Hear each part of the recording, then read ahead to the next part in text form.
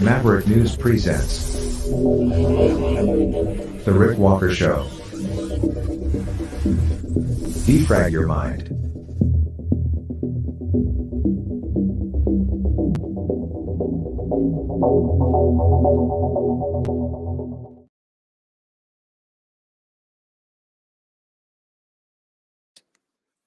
I can reassure the members of the committee that our banking system is sound and that Americans can feel confident that their deposits will be there when they need them.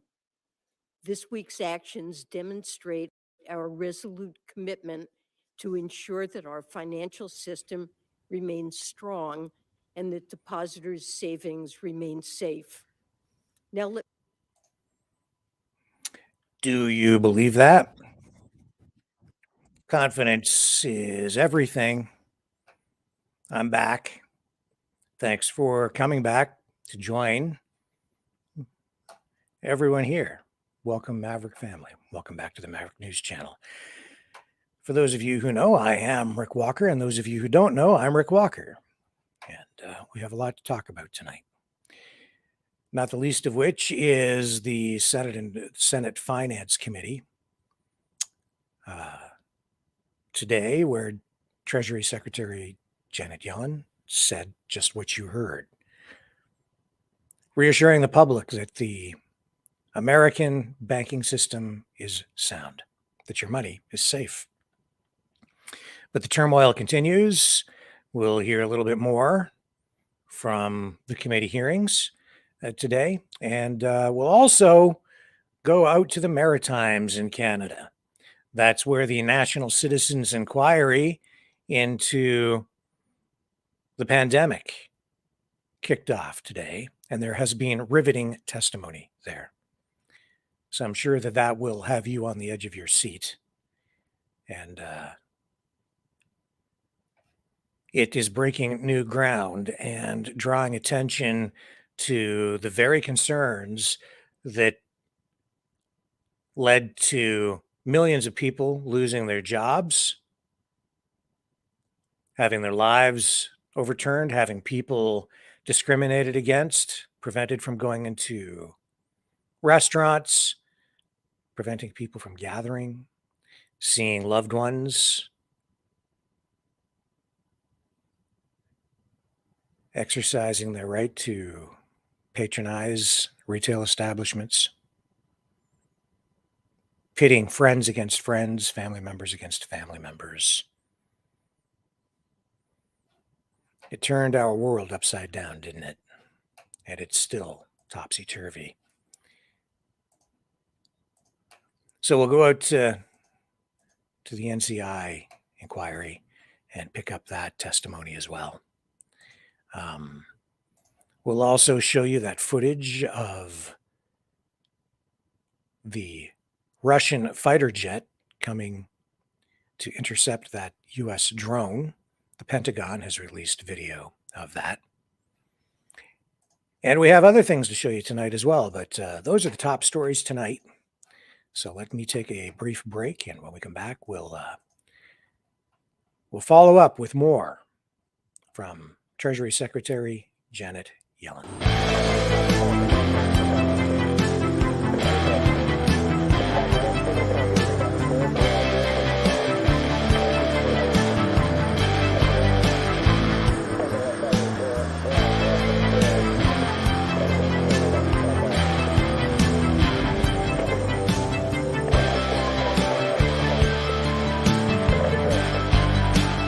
Maverick News. Fighting for freedom.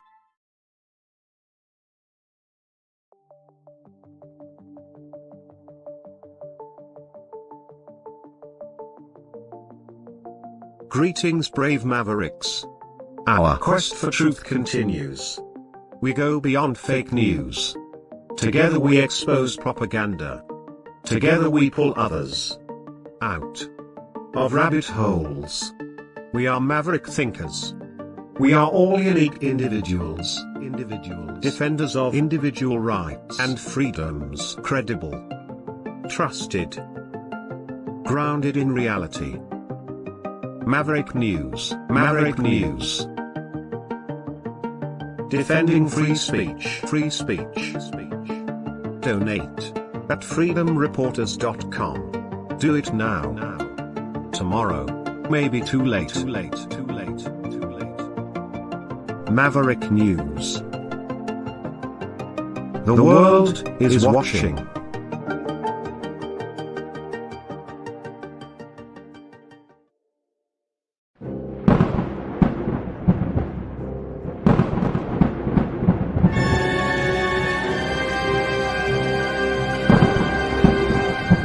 Fear not the storm, for truth is on our side.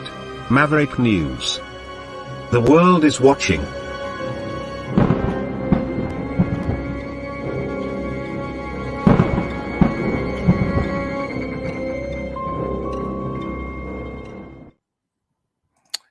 Okay, more with Treasury Secretary Janet Yellen now.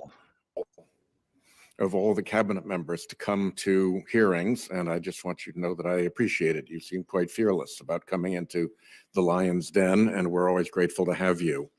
You spoke recently to the Climate Financial Risk Advisory Committee, and in your remarks, you pointed out that climate change will likely become a source of shocks to the financial system that would lead to declines.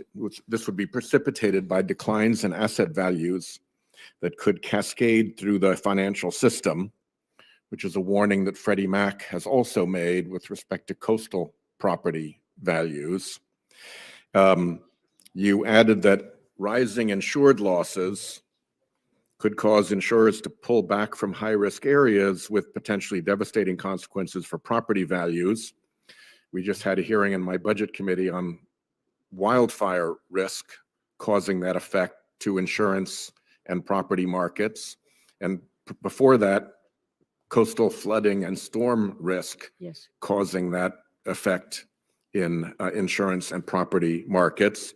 And then that the whole thing can spill over to other parts of our interconnected financial system. Again, part of what Freddie Mac warned about, that it would be worse than 2008. We also heard testimony that the coastal property value crash risk and the wildfire property risk could perfectly well happen at the same time. It's not a question of one or the other. They could both come to pass. So we all know that shocks and panics and collapses and disorderly transitions are notoriously hard to predict as to exactly when they will occur.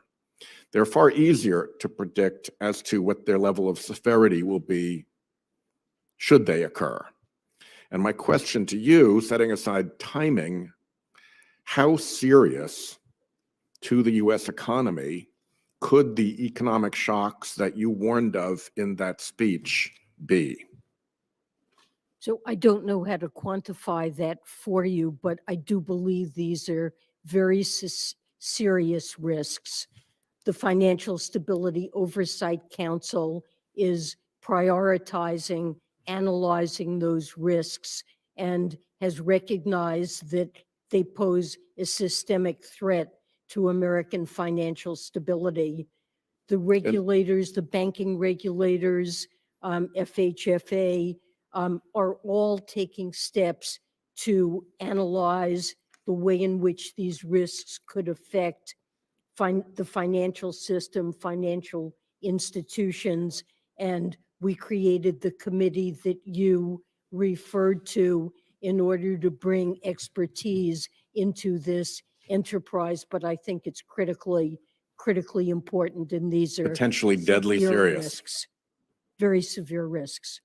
And just for people who are not familiar with this particular arena, the word systemic risk sounds like a rather mild and inoffensive term, but it actually refers to pretty devastating stuff, does it not? Yes, that is what systemic refers to, exactly. Yeah. Things that could cascade throughout the financial system and have severe consequences for financial stability and the economy. Thank you. In the time that I have left, I wanted to flag for you a letter that I will put into the record now, if I may, Mr. Chairman. Objection so ordered. that a great number of us on this committee signed to the acting director of FinCEN. The chairman was a signatory of it. Senator Grassley was a signatory of it. Senator Warren was a signatory of it. And we are concerned that the development of the beneficial ownership rule has been far less than we had hoped and far less than we believed the actual statutory language directed, both regarding the so-called access rule, which is the subject of the letter, and regarding the verification standard, and regarding the court order requirement.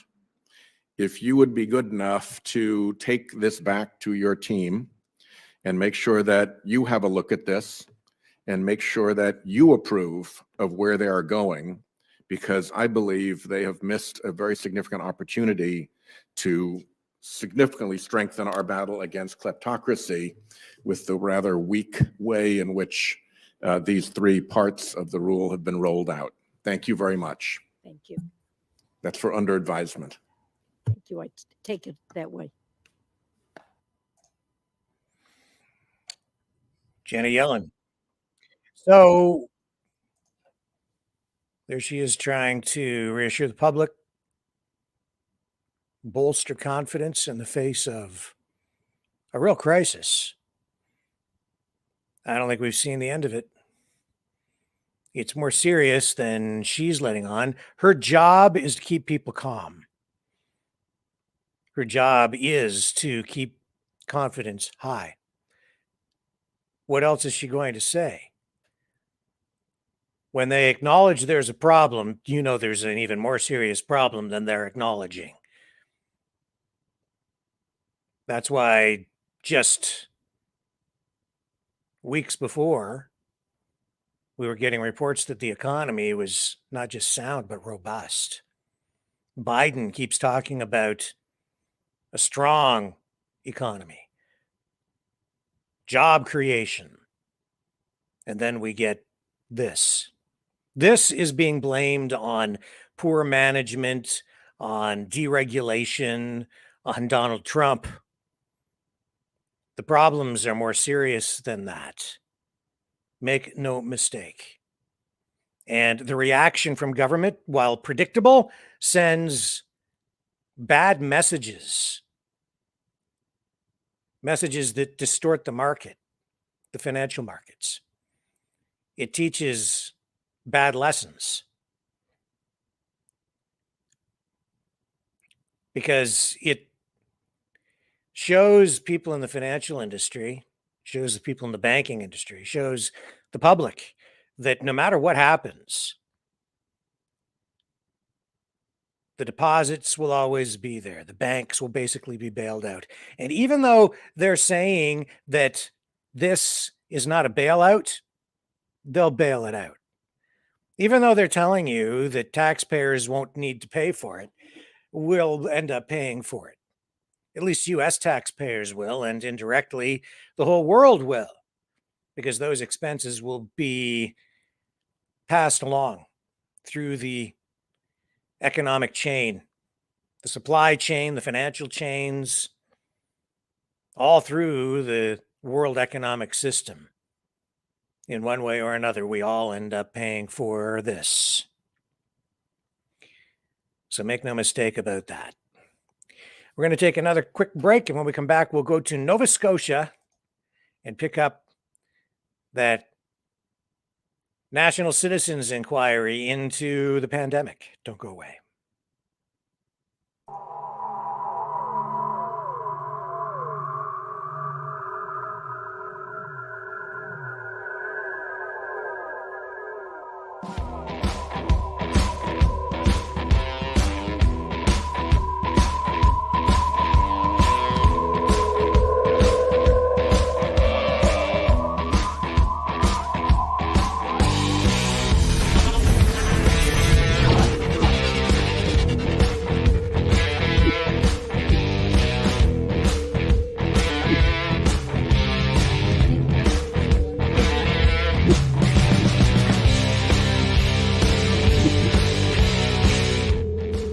Maverick News. The world is watching.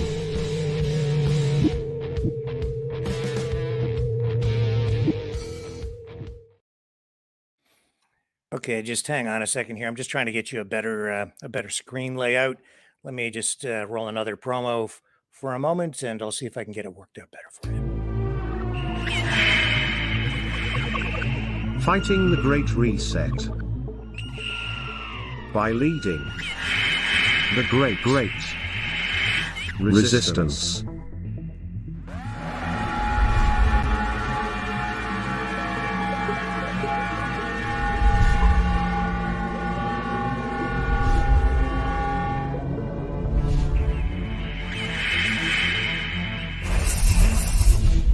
Maverick News. The antivirus programs for your mind.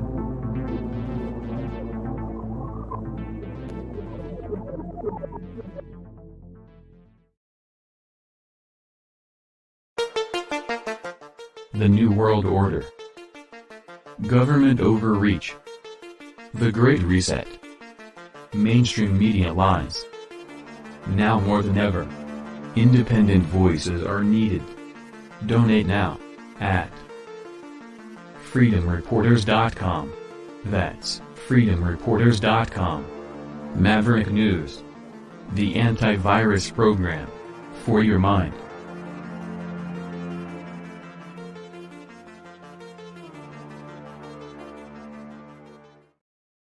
Okay, this is the best screen layout that we have, I guess. So we'll have to make do with this. This is we're going to pick up day one of the National Citizens Inquiry into the COVID-19 pandemic in Canada, and yeah, we'll just get these introductory remarks from the people at the inquiry, and there was some incredible testimony from some of the people about what had happened to them after receiving the vaccine.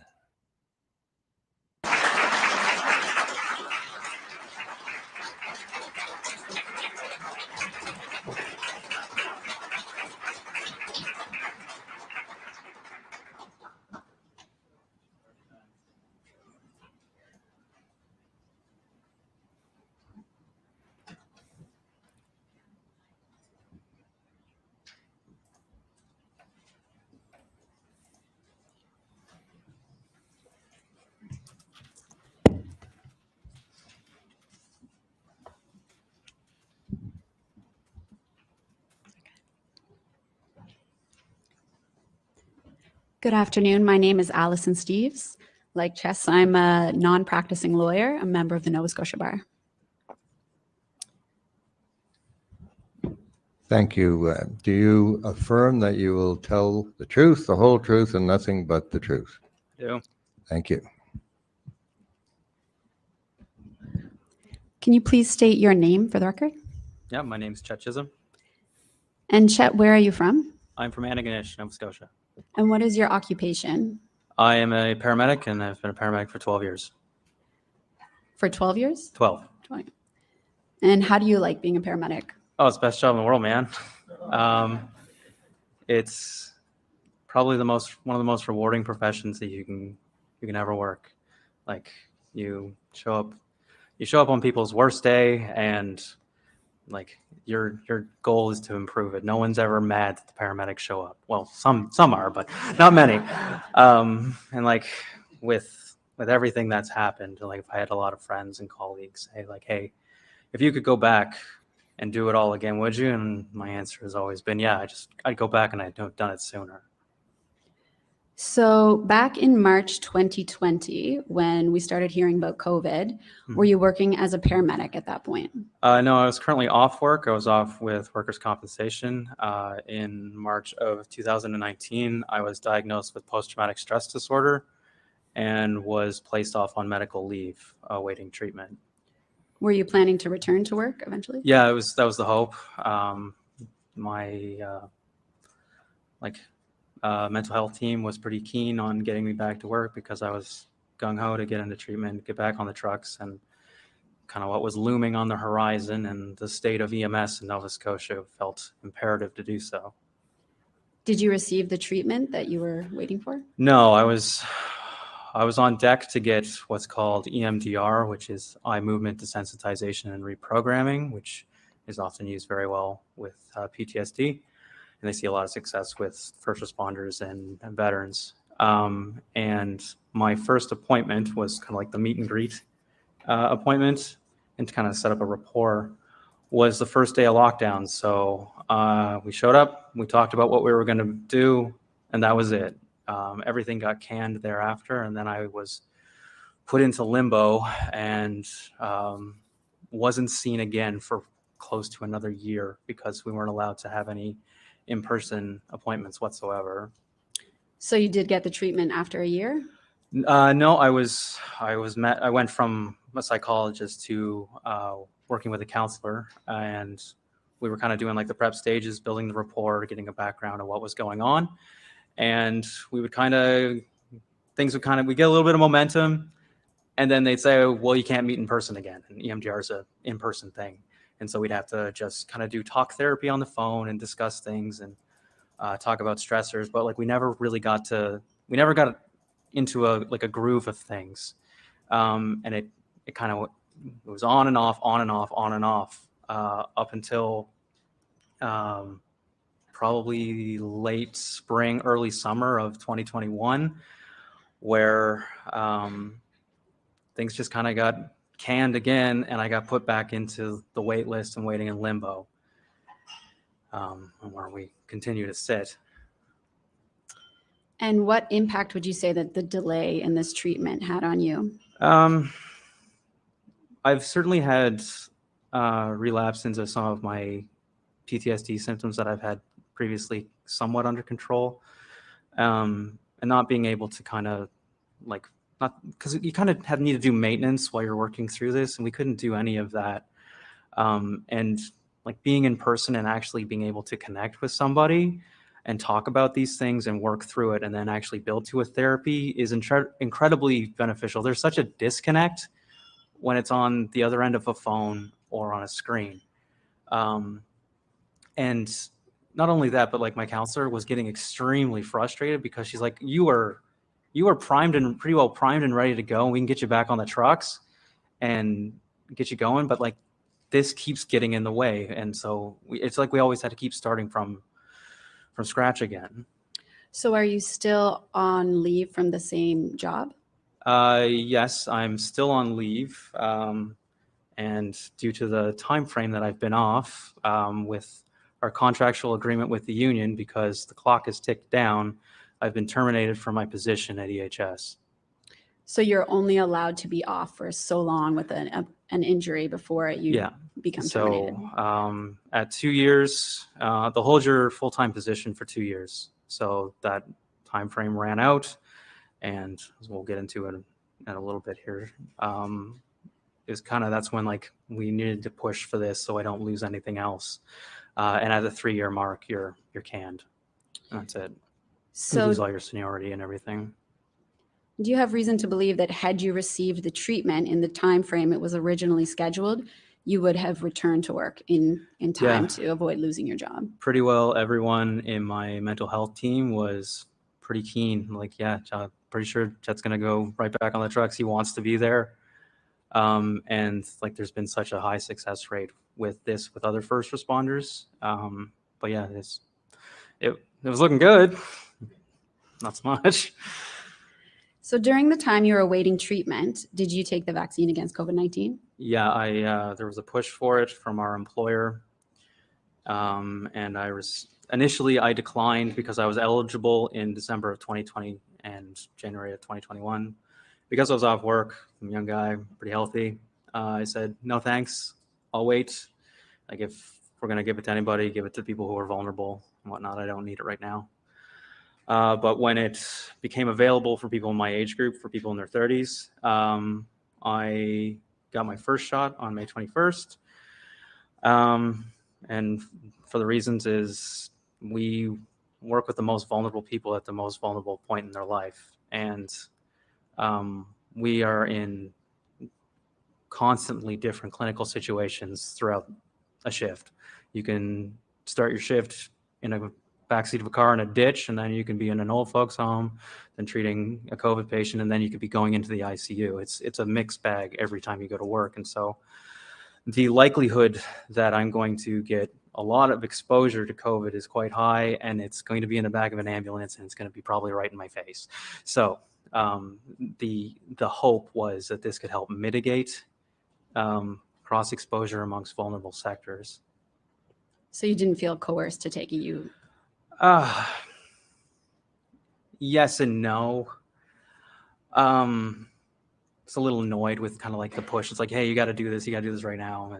But I wasn't ever angry at the point of getting it, because like if it did what they said it did on the tin, then that could be beneficial both for myself, but more importantly for the vulnerable people whom we deal with every day.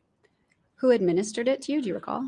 It was given to me by an RN, and that was done at one of the local pharmacies in Antigonish. Before taking it, did they advise you of any of the risks? The only risk that we really discussed was the risk of anaphylaxis, because I have food allergies, and so we talked about that. And it's like, hey, just hang around for like an extra 20 minutes or so, just so we can keep an eye on you. And I've done vaccination clinics for like flu shots and stuff, so I know the whole rigmarole of, hey, we're gonna give you this, we're gonna keep an eye on you and make sure nothing happens, and then if something happens, we'll report it and take care of you. And how did you feel after taking it? Initially, I felt fine, but by that evening, I was pretty slack, really, really tired, and that was kind of par for the course for any other vaccines I've gotten for work or school in the past. But what kind of really drew attention to some things is I've been dealing with PTSD and crippling insomnia for years at that point, for like 2 years at that point, where I would need to take medication to sleep. And I went from not sleeping at all to sleeping most of the day, to sleeping probably like 20 hours or more. And then just being incredibly sluggish and getting a little short of breath here and there. And that kind of escalated over the next few weeks. So those symptoms persisted and increased over the next few weeks? Yeah, they it started with like incredible fatigue, which led to shortness of breath. And then eventually I would get like a tinge of chest pain when I was laying on my back.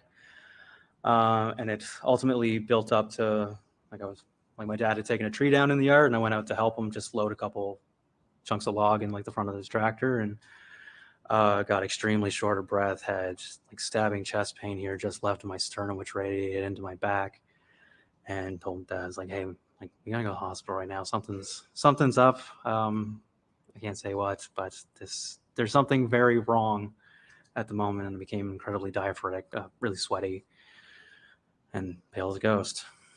Had you had similar symptoms in the past? No. So you said you went to the ER, so you consulted a healthcare provider about these symptoms. Yeah, I was seen. I obviously went in, talked to the triage nurse, said, hey, this was going on, and was admitted, had EKGs and stuff done, and talked to like the nurse. And these are all people I work with. And they're like, dude, what do you think's going on? I was like, well, I think it's one of these things. And they're like, yeah, something's definitely up, because you never look like this. And yeah, so we did a bunch of EKGs, blood work, did my vitals. My vitals were all abnormal. And did they find anything? Not at the time. Like I know, like I was really hypertensive. My blood pressure was up quite a bit. I was tachycardic. But doctor didn't seem to see anything in my blood work or my EKGs. And so just said, maybe it's just esophageal spasms, and set me on my way. And did the symptoms persist after that? Yeah, they never quite resolved. They would calm down, but they did persist. And anytime on any exertion or lying on my back, things would exacerbate. Like I'd get more short of breath. I can, again, develop more chest pain. The fatigue persisted, well, it still persists, but like I would be pretty well bedridden some days, no energy to get up and do anything.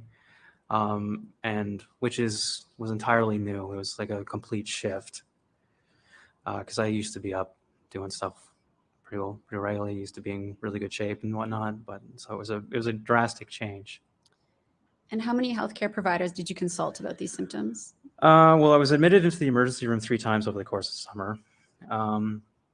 There was nothing was ultimately found, aside from having abnormal vitals and just the symptoms that I presented with.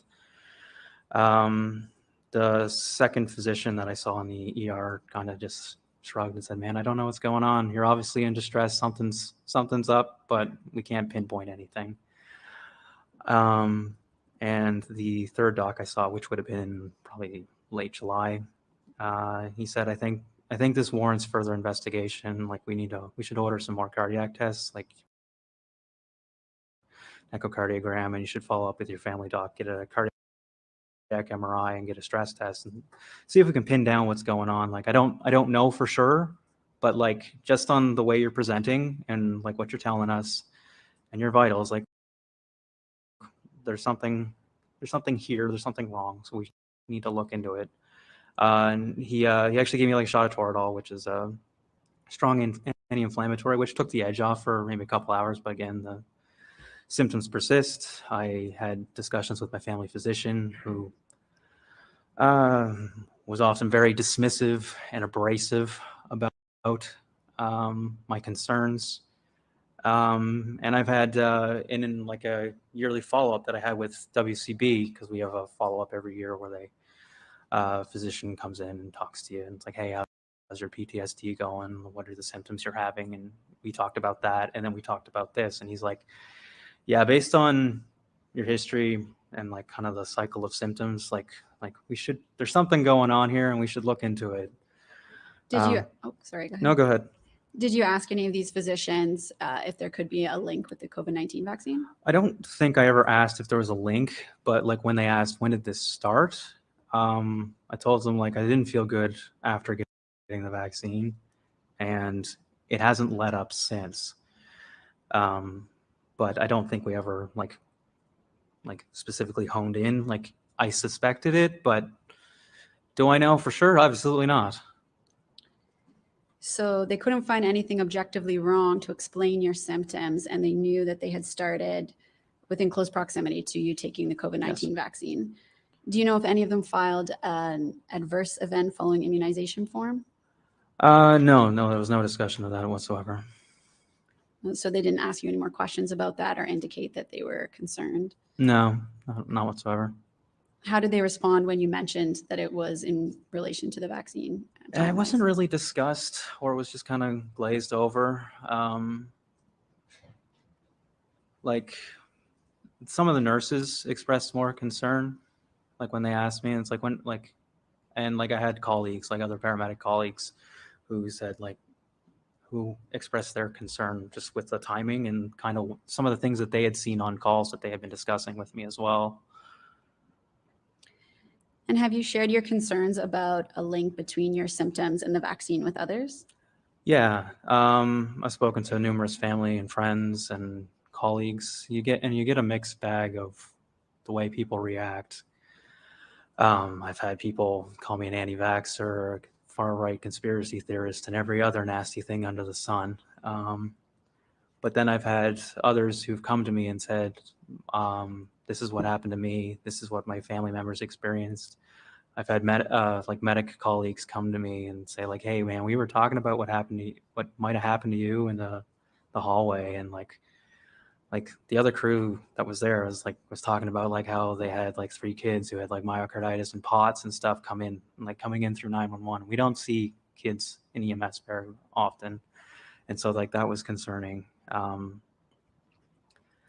yeah, it's been a mix. Like I've had friends who have since abruptly stopped talking to me whatsoever, and I've been approached, and like I've talked about this publicly and my concerns and and I've talked about some of the problems that we're having in EMS right now.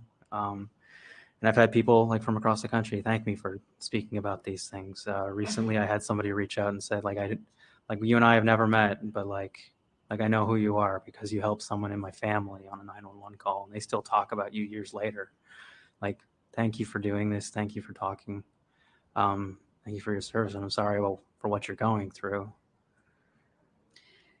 So you had concerns that these might be related to the vaccine. Your first dose, did you end up taking the second dose? No, I did not. And in October 2021, when Nova Scotia implemented the vaccine passport policy and several mandates, how did this impact your life? Well, because I'm not vaccinated enough. I was banned from restaurants. I wasn't allowed to access some different services, couldn't go to the gym. Not that I was feeling well enough to do so anyway.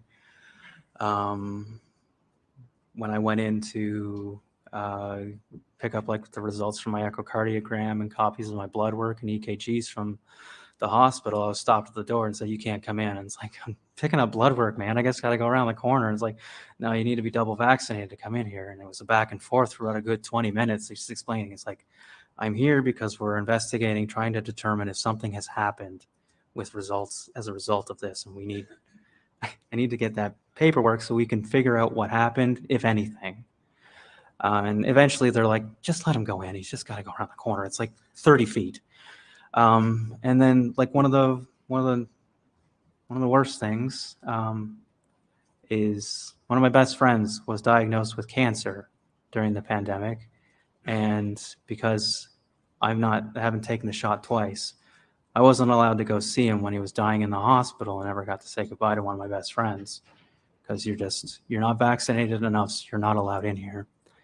And like, as many people know, the vaccine mandate for healthcare providers is still in effect. So even if I do get a clean bill of health and my PTSD is, wiped clean and we're good to go, I'm still banned from going back to work. Not allowed to go. Chet, do you have any final words about the impacts of the COVID-19 measures on your life? Yeah, like it's had a significant impact, not only on my mental health, but like my physical health, like that's associated with PTSD as well. And like you can see, like just with the way EMS is right now in Nova Scotia, morale is plummeting every day. Since the start of like 2020, we have lost 331 paramedics from the workforce. That's 1/4 of the paramedics who work for EHS. We've since hired some new people, but like these are people who are fresh out of school, and like they don't have experience. Like even on my rotation, there's like 4 of us on my rotation that are either been put off on injury or PTSD, and like there's like 60 years between the 4 of us, and that's gone. And you can't get that back. And it's infuriating, and it's also detrimental to like the well-being of everybody in this province, that like, there's people like me, and I'm not the only one who's in this situation, who want to go back to work and who would like to help and who would like to fix the problem as the EMS system is crumbling, but we're told no. Like I've even spoken to Michelle Thompson, and the answer is, that's the policy, we're sticking with the policy. And if you haven't seen what the medical exemptions are to opt out for healthcare providers, is you need to either have blood clots, myocarditis or pericarditis, a stroke, or have an allergic reaction, all of which have to be as a result to the first shot. So you have no medical exemption. It's take it or else you're let go. Or if you have an adverse event, you're probably not going to be working again anyway. Thank you. That's all my questions. Problem.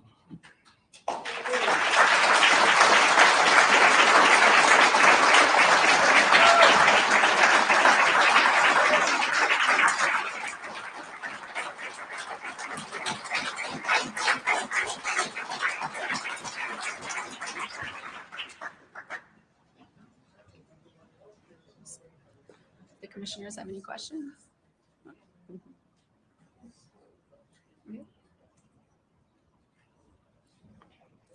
Go.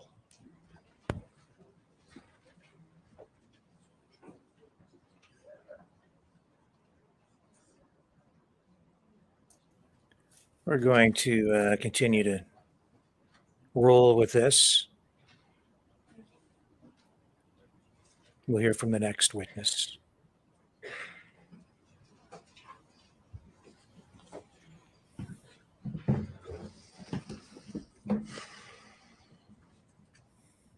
Thank you for attending as a witness, Mr. Outsell. Do you affirm that you will tell the truth, the whole truth, and nothing but the truth? Yes, I do. Thank you. Good afternoon, Mr. Outsell. Where are you from, sir? I just live in Grand Lake, Nova Scotia, which is Right. about 40 minutes from here. And who do you live there with? Just in the backyard in a small cabin at my parents for now, but I'm building a house for my family. So. Nice. For your family, you said? Yep, my wife and small daughter. She's 14 months old. And are you employed? Yeah, I work for Canadian National Railway. What do you do there? I'm a track maintainer, so I make sure the tracks are safe for the trains to run, and we repair any defects and change rails and stuff like that. And how long have you been employed with CN Rail? 6 years. It'll be 6 years this year. And what policies or mandates did CN Rail adopt during the COVID crisis days? November 2021, they implemented the vaccine mandate. And if you weren't vaccinated, you were off paid, off work for forever, basically. And so what was the deadline that employees were given to vaccinate by? The deadline was November 15th, 2021. And did you receive notification of that directly from your employer? Yeah, I received it from my supervisors and my managers and emails as well, work emails. Okay. And you brought in with you today as an email dated September 8, 2021 from CN Communications stating that there was a vaccine mandate that would be effective as of November 1st, 2021. Yeah, that's correct. Okay. And that will be marked as an exhibit. And so what happened after that? Well, basically, I was very much against taking any shots because I saw what was happening to my coworkers after the vaccines, and they were getting sick. They weren't feeling well. Mm-hmm. And I really held my stand up until I was becoming a new father, and I had to put food on the table for my family. So I decided to bite the bullet, and on November 13th, I took the first shot. Okay. And to clarify, did the timeline for vaccinating remain November 1st, or was it extended? It was extended. It was November 1st, and then I just kept not getting it, and then they extended it to November 15th, and then on the 13th, I took the shot. Okay. And so just to confirm, Mr. Outsell, you brought in with you today an email dated October 14, 2021 from CN Rail indicating that the mandatory vaccine deadline was extended to November 15th. And what you're saying is on the 13th, you went ahead and got your vaccination. Yep. All right. And did you do so feeling coerced or pressured? Definitely. I was getting phone calls daily from supervisors and everybody, and telling me that after the 15th, you can't come to work and you'll be off pay. So. All right. And so were they indicating that they were going to terminate you or put you on leave without pay? They weren't clear with it. They said either you're terminated or you're going to be off pay, basically laid off. So I wasn't sure what was going to happen. So I just. And so what happened on November 13th when you had your vaccination? Where did you go? I went to be honest, I don't remember the location, but it was just a walk-in clinic, and a nurse vaccinated me. So. All right. And do you know that it was a nurse? Yeah, as far as I know. Did she tell you she was a nurse? She did not, but I guess it's just my assumption. Okay.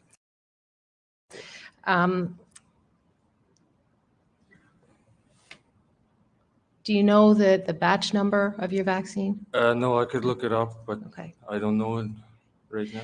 Were you made aware of any of the potential risks associated with vaccinating? Yeah, I was aware from my own research before. No, that, actually, sorry to yeah. cut you off. I mean, did the person who administered the vaccine have any discussion with you about the risks associated with the vaccine? Yeah, she actually told me that for guys my age, there is a potential risk of having heart problems. And she said, oh yeah, if you have any heart issues, just go to the doctor's office. They'll give you some drugs and make you feel better. And I was like, okay, that sounds pretty good. But All right. I didn't want to take it, but I still did. It didn't sound overly serious in No. your view? No, it was like, why are you guys making me take this if there's risks? And I'm perfectly healthy, right? So. And so what, if any, symptoms developed following the first vaccination? Well, first of all, a week after my vaccine, I got seriously ill, just with a very bad flu. And I was basically out for a week.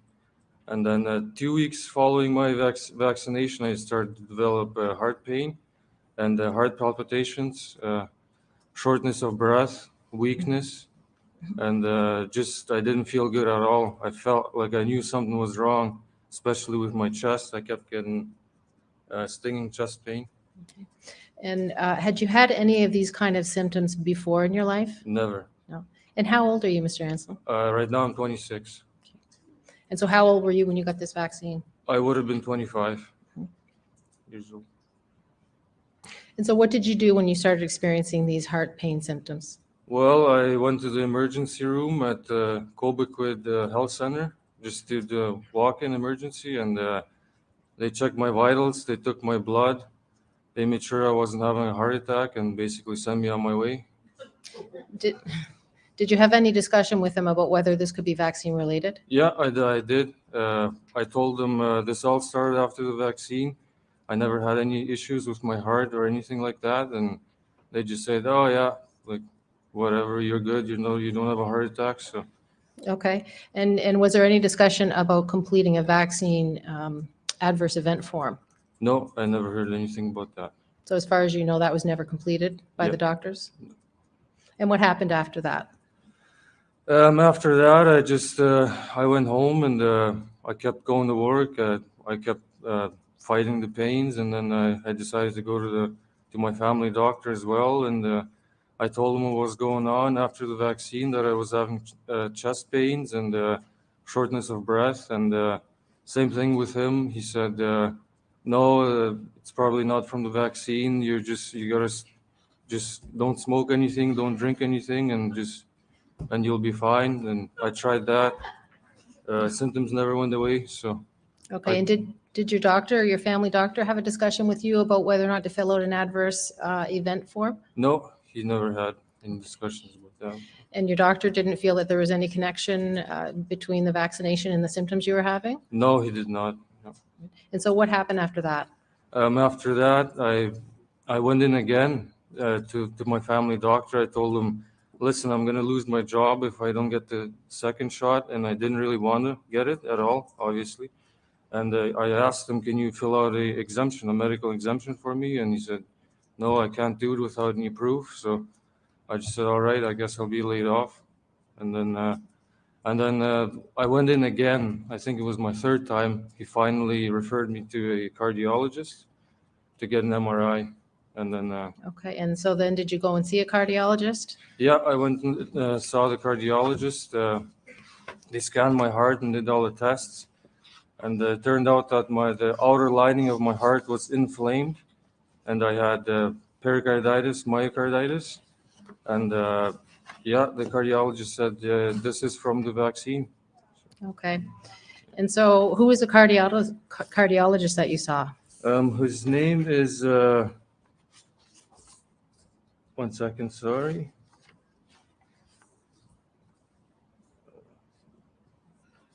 Well, you're Dr. Douglas Hussein Beydoun, that was his name. Okay, Hussein Beydoun, Beydoun.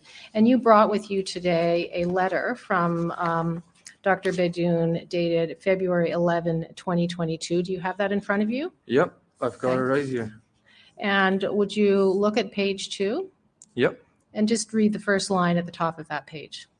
very likely Mr. Anselm has pericarditis, myocarditis, post-mRNA vaccine, and the echocardiogram done today was normal. In the view, the symptoms improved significantly. I would not start anti-inflammatory therapy. Any change, please let me know, and I will be happy to reassess him. I would Okay. not recommend him for a second dose, and I am copying this to my colleague. All right.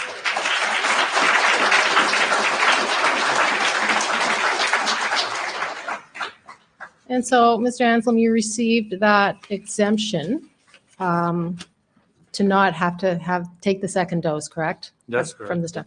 All right. And let's go back to your employment.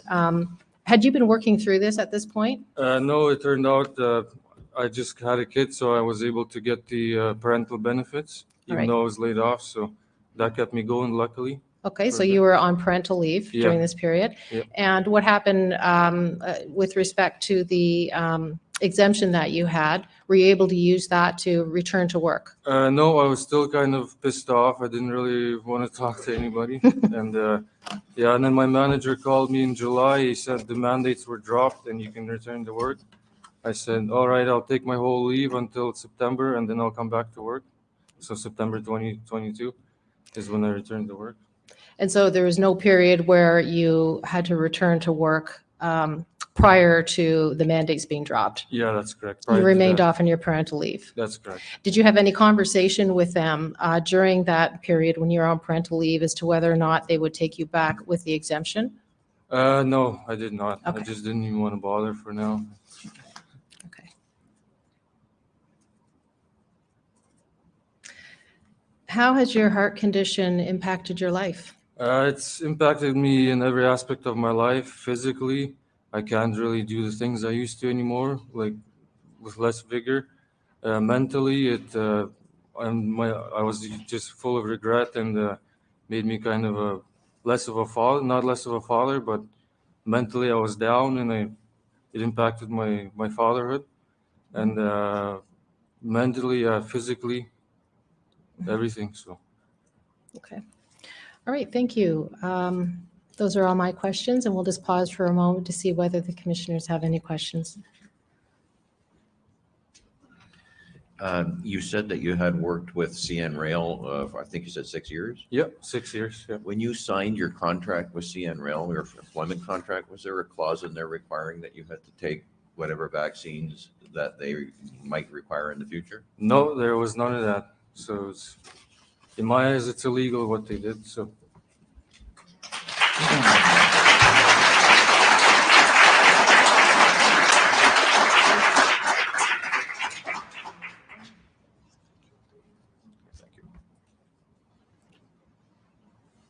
All right, thank you, Mr. Thank you. Anselm.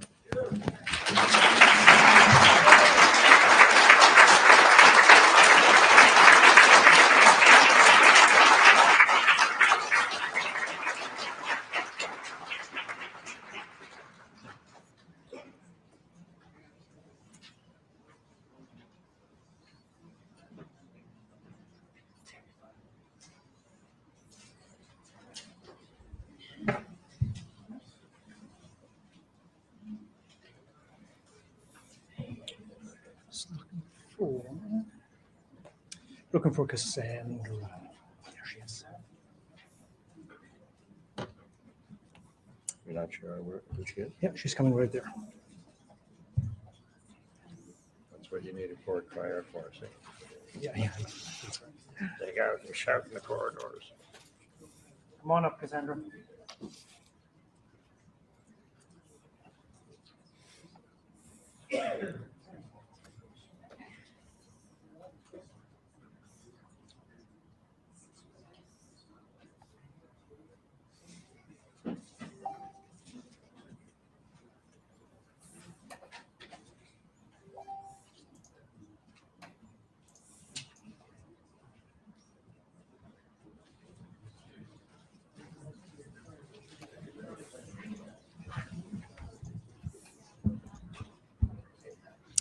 Cassandra, do you affirm that in the evidence you will give this commission, you will tell the truth the whole truth, and nothing but the truth?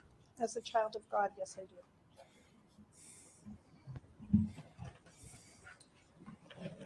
Thank you.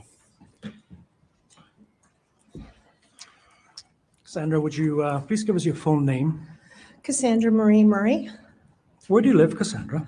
in Halifax, Nova Yep. Scotia. Halifax. And what do you do for a living? I am a teacher. Fabulous. Where do you teach? Currently, I just teach privately. I used to teach, though, in a private school. Okay. Which private school or school were you teaching at? You want me to name the school? Well, let's just say private school is fine. Private school, yeah, it was a private school Within in the Halifax. Halifax district, is that Yes, correct? Okay, yes. there we go. And how long were you teaching at that private school? That school, I was there for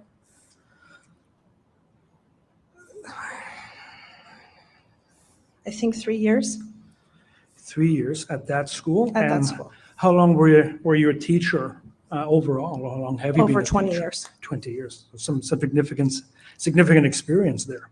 Correct. And what grades or grade did you teach?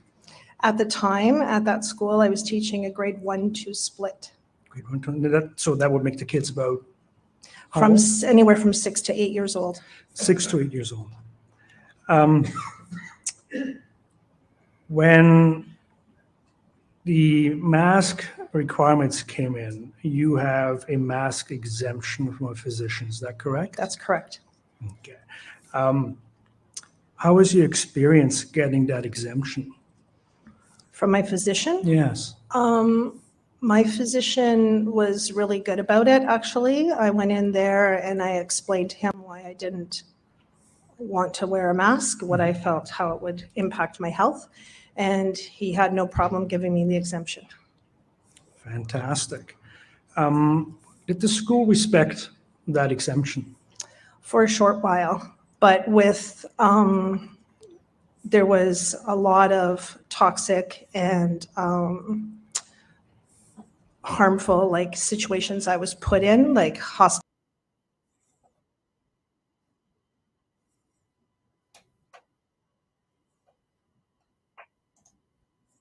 Was a lot of toxic and harmful like situations I was put in, like hostile environment that I was put in because I had that medical exemption. Okay, can you give me an example of such a hostile act that they took towards you? Sure. When I first came in with the exemption, they were not really happy about it. They put it on file, though, so that it was well documented that I had it. And they said that because I wasn't wearing a mask, that I had to, well, they say I was segregated, but I'm saying I was segregated to use a different bathroom. I wasn't allowed to use the same bathroom as the rest of the faculty.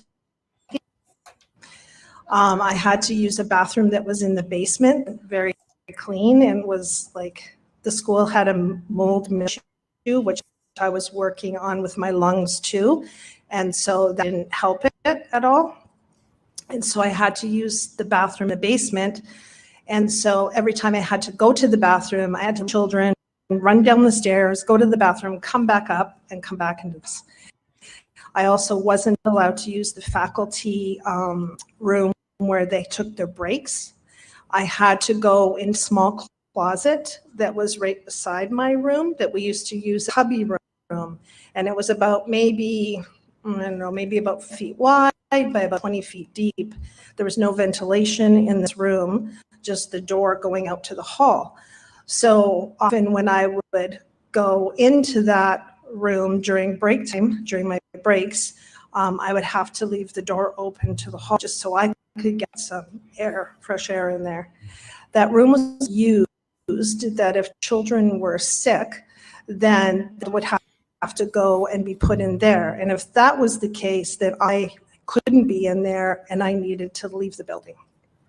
So rain or shine, that's where I was. Then the other piece was I couldn't use the bathroom. I couldn't use the faculty room. Can you tell me about potential meetings, faculty Yes. meetings potentially? Yeah, so even though I wasn't allowed to use the faculty room, I had to stay 6 feet away from everybody. At a faculty meeting, I was allowed at the faculty meeting where everybody was in the same room and they were 6 feet apart. And I wasn't wearing a mask, and some of the other faculty members would also take off their masks. And I was allowed in that, but I wasn't allowed in the other situations. So you were able to, and please correct me if I'm mistaken, but you were able to attend faculty meetings with other faculty who were comfortable taking the masks off. Were you able to share a lunch space with that same No. faculty? No, I wasn't allowed to go in that room where they were doing that. Okay. So And even at one time, if I may, when I was sitting in that cubby space, like that small closet, I was sitting there and I was doing some work and having something to eat. And one of the faculty members, and I was down like near the end, not near the hallway door, faculty member came by the door. She looked in and she said, "I'm going to close this door because you're breathing in there." And she closed the door. And I didn't know what to say. I said, fine. And I just, close the door because closed the door because I was breathing in there. It's very interesting because I normally don't go into rooms and breathe. Yeah. I think we all have similar experiences. We all tend to breathe no matter where we go. So I don't know, unless Exactly. it's the other place, but we won't go there. So, Yes. Cassandra, how did that make you feel? It was really traumatizing for me. It made me feel uneasy. I started seeing a psychotherapist to kind of help me through the trauma of what it was doing to me. It made me feel really isolated and cut off from faculty members that I had called friends before, that now I wasn't a friend, because I wasn't complying. And so, it was really harmful. It was really damaging to me. And then also, because it was such a toxic and I was, harassing environment, felt like I was policed all the time. They were walking by the room because I had to stay 6 feet away from the children within my classroom. And which with grade 1 and 2, which is like herding cats sometimes, it's very difficult to stay 6 feet away from them with a mask. So, I would see teachers kind of peeking in the room, like making sure there was no children around me and things like that. And it would often have parents come into my room to kind of help because the parent would mask and I would. Yeah. To your knowledge, were any of the other teachers policed like that? Not to my knowledge. Cassandra, because you were in such a position of care with really the most vulnerable and now most precious treasures, children, did you have any special rituals that you would go through in the mornings to assess them somehow about their just about their overall health or mental well-being? Yeah, so prior to the COVID protocols, I always met my children at the door every morning and shook their hand. We look at each other in the eye, we shake each other's hand, and we say good morning to one another. And it's a good way to connect with the child. It's a good way to get an assessment of what does their hand feel like? What does their handshake like? Is it firm? Is it weak? Is it wet? Is it sweaty? Is it dry? Are they making eye contact with me? And it gives me an indication of how I can best serve that child that day. And then at the end of the day, we would also do the same thing. But that stopped with the COVID protocols. I had to get creative and inventive. What do you mean when you say you get inventive and creative? Because I still wanted to, because I know how harmful it is for a child to be disconnected when they're in a traumatic experience or in an environment like that where they're feeling fearful, because it was really inciting a lot of fear in the children, that to have that connection is really important because they tend to disconnect and can see that. I could see it in the class and how that was playing out with the children. So I thought I need to somehow keep this connection with the children. So I had each child get a tree branch of like some sort 6 feet long. And then we decorated the ends. One end was like a red or a pink, the other end was blue, so that we always knew what end I would shake the color and they would shake the color, so it wasn't getting mixed up, you know, and we would shake hands with the stick.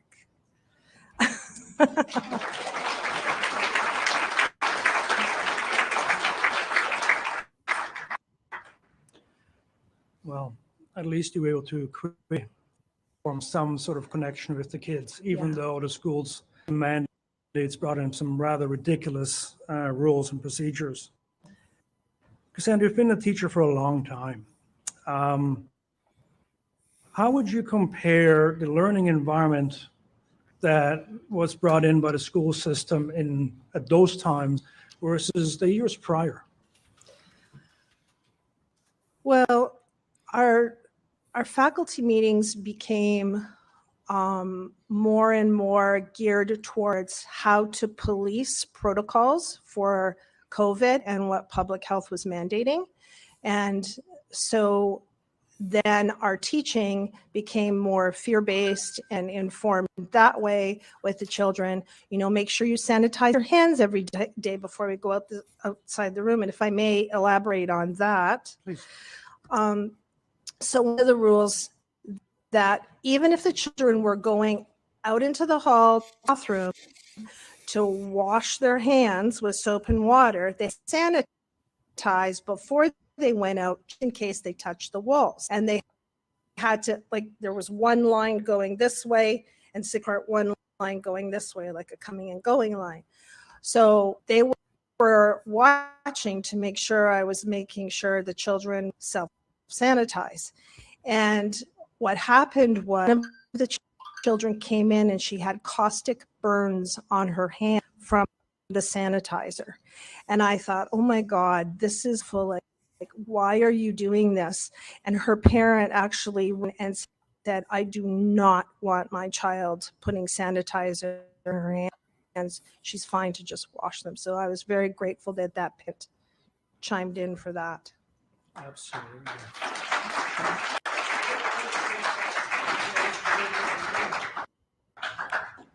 You've seen some devastating things physically on the children because of the caustic burns from the overuse of sanitizer.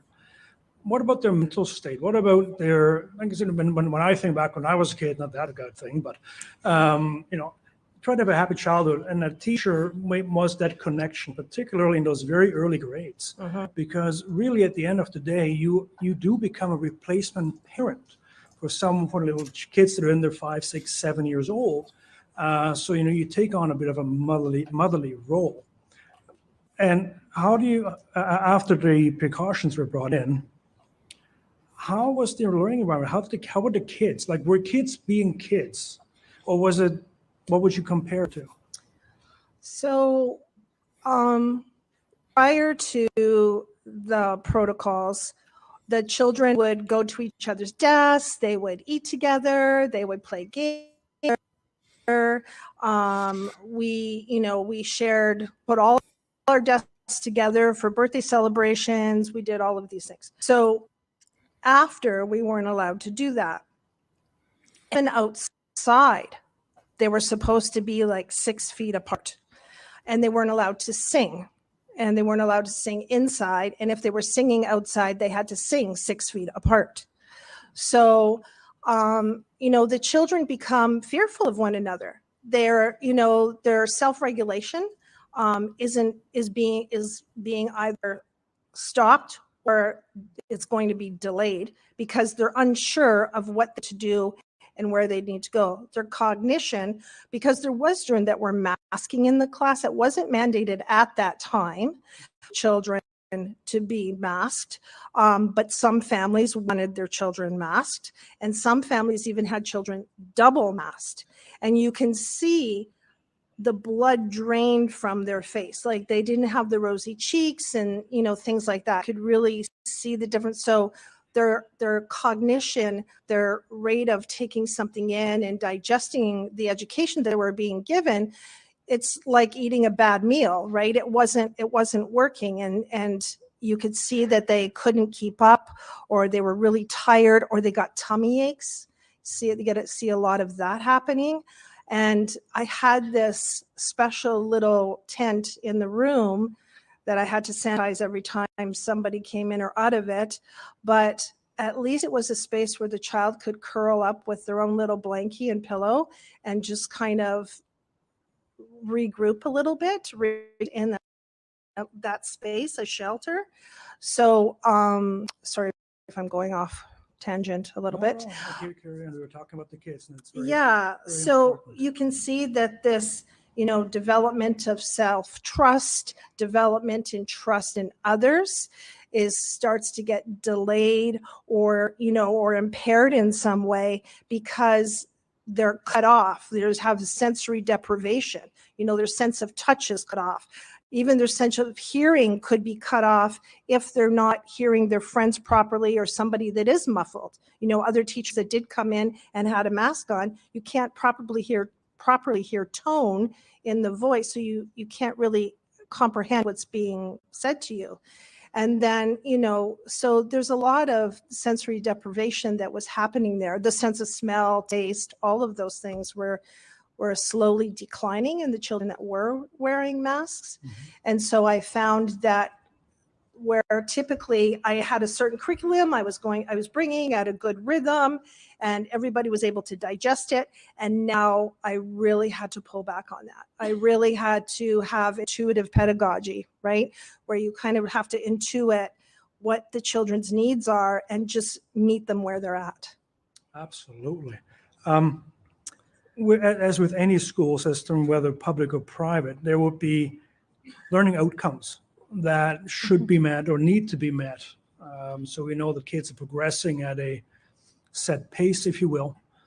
Do you find that you were able to meet those learning objectives that have been set for those kids?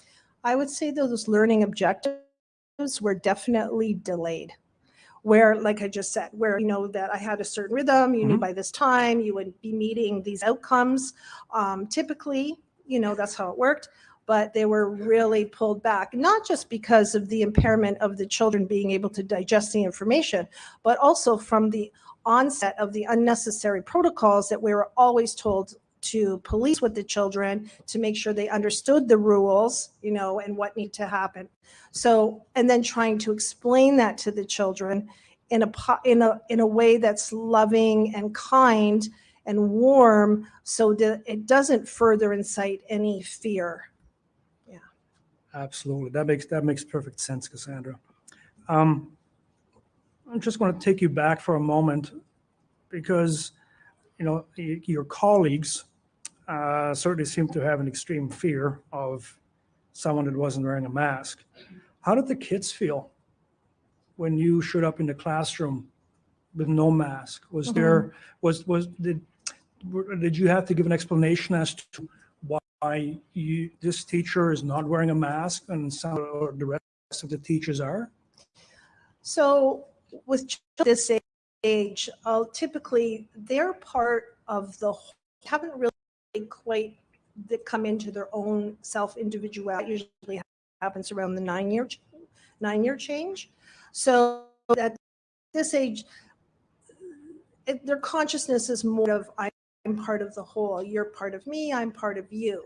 So there were some children that were like, Miss Cassandra, why don't you have to wear a mask? And I said, well, no, I just don't. I choose not to wear a mask. And I just didn't want to. I'm not going to get into it with the child. So, and that was the end of that. You know, I just gave them a very simple answer, and that was the end of that. So, yeah, that was how that was met. But ultimately, they didn't really pay attention because, you know, like you said earlier, they looked at you like children still, like they would call you mom half the time, you know, in class, and instead of Miss Cassandra. Oh, yeah, sorry, Miss Cassandra, right?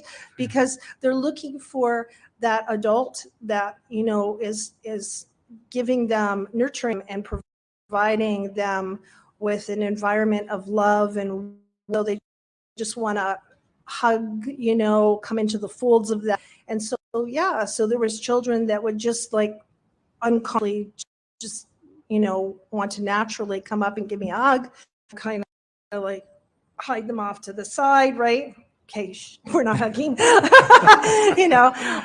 so anyway, yeah. Wow, it's kind of frightening what happened and what mandates they brought in and imposed on our children. Because I don't really have any other questions, but is there anything that you feel you'd like to add before I defer to the commissioners? Okay. Please go. Yeah. So one of the other things that had happened, just to give another picture, is the executive director, who's supposed to be impartial and fair to everyone.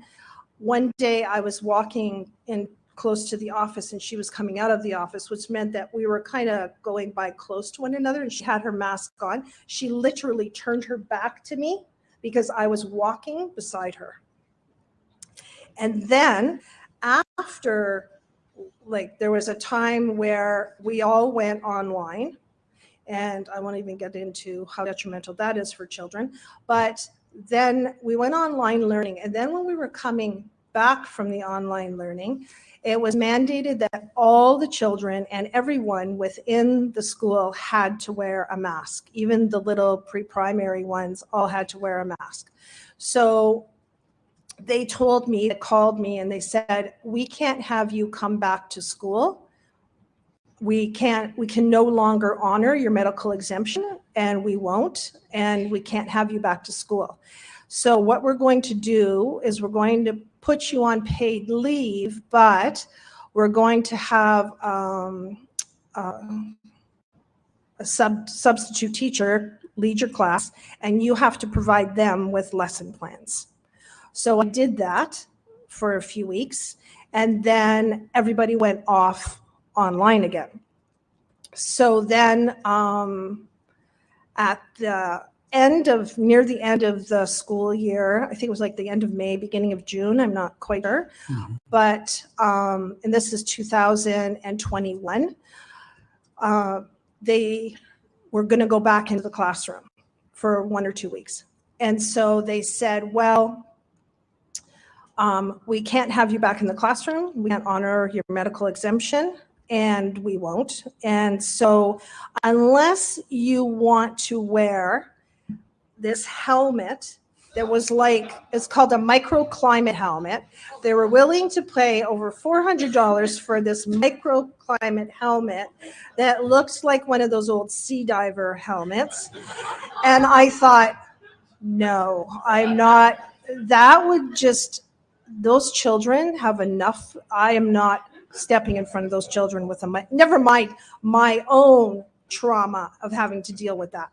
And I have a medical exemption. Right. So that was where I said no. And so they just kept making this environment for me at the school very toxic, very hostile, watching me all the time, all these little things adding up. And I decided that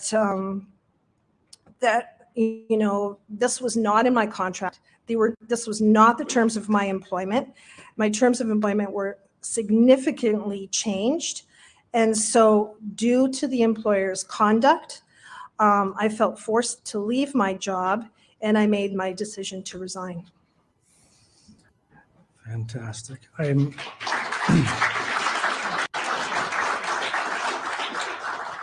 So just quickly to reiterate, so you had a valid medical exemption from a physician in Nova Scotia, and the school chose to disregard it entirely and essentially tell you, your exemption means nothing to us. So if you want to come, you put on a spacesuit, right, and teach, because that would be a wholesome environment to them. That's correct. Thank you very much, Cassandra. You're very welcome. I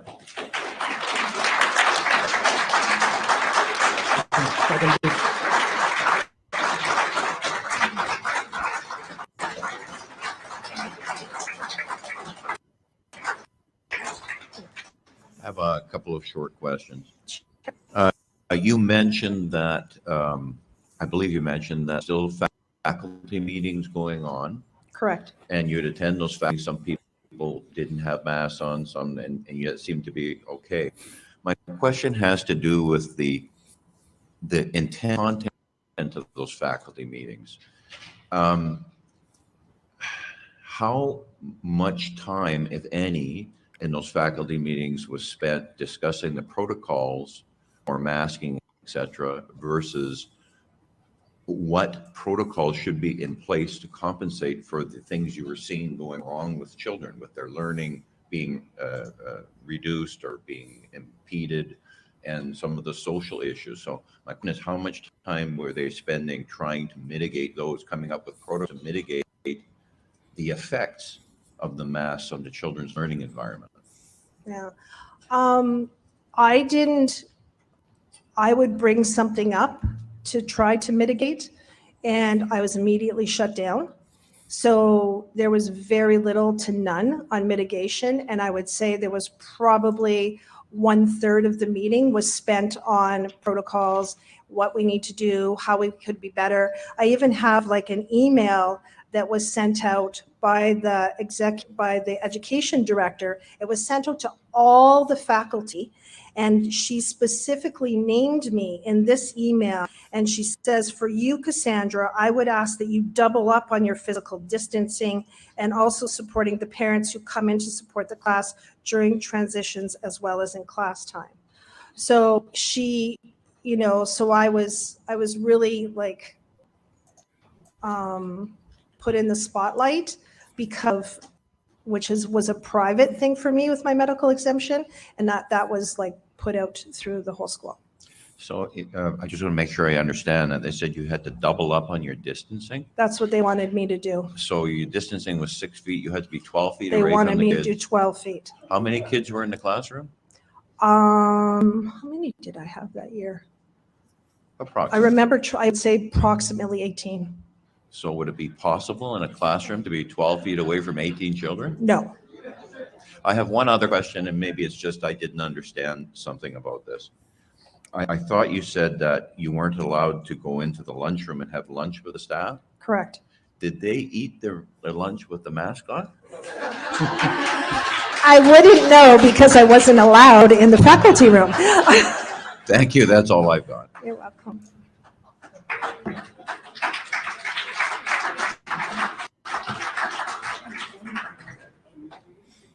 I have two questions. One short question.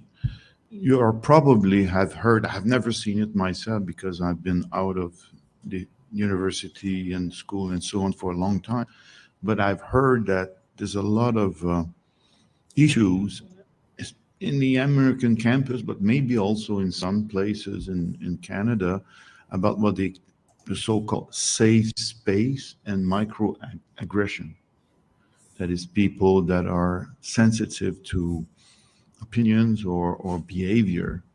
And I'm trying to understand what that could represent in an environment, but with teenager or young adult, maybe this is something that can be, I don't know, managed somehow.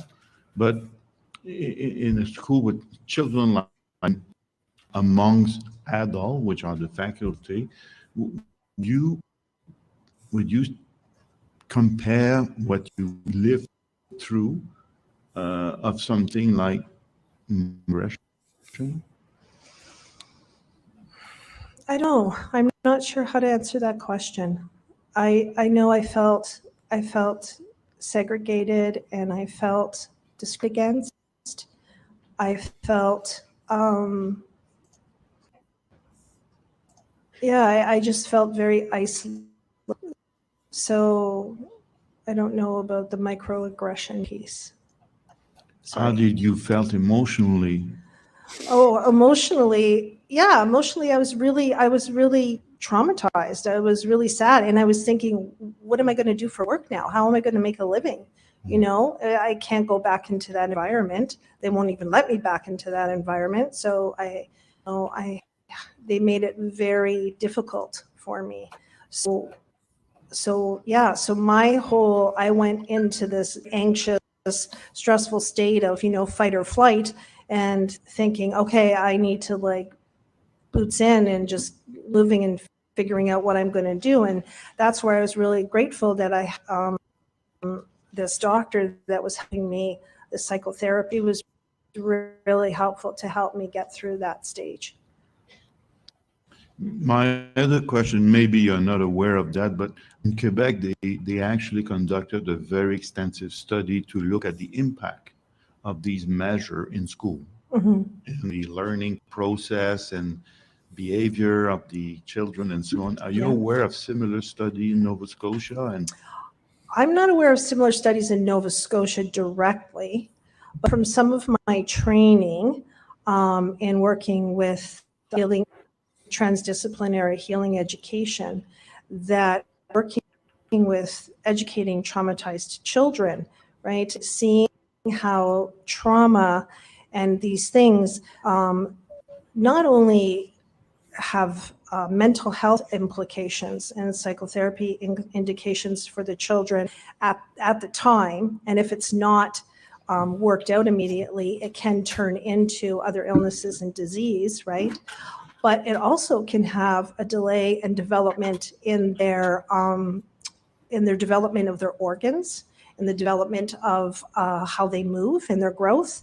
So there is a lot that can happen physiologically and psychologically with the children. thank you. Mm-hmm. Thank you very much, Cassandra. I really appreciate your time. Thank you. Oh, I'm sorry. My apologies. Oh, sorry. Let me take that back for a moment. I'm sorry. I still Yes. appreciate your time, but we have one more question. Yes. Sorry. Hi, Cassandra. I Hi. just want to take it just a little bit bigger, broader. Who determined the protocols? Was it like external, or was it the provincial health, or was it just an internal within the private school system? We were told that they were getting their mandates from public health. That's what we were told at the faculty meetings.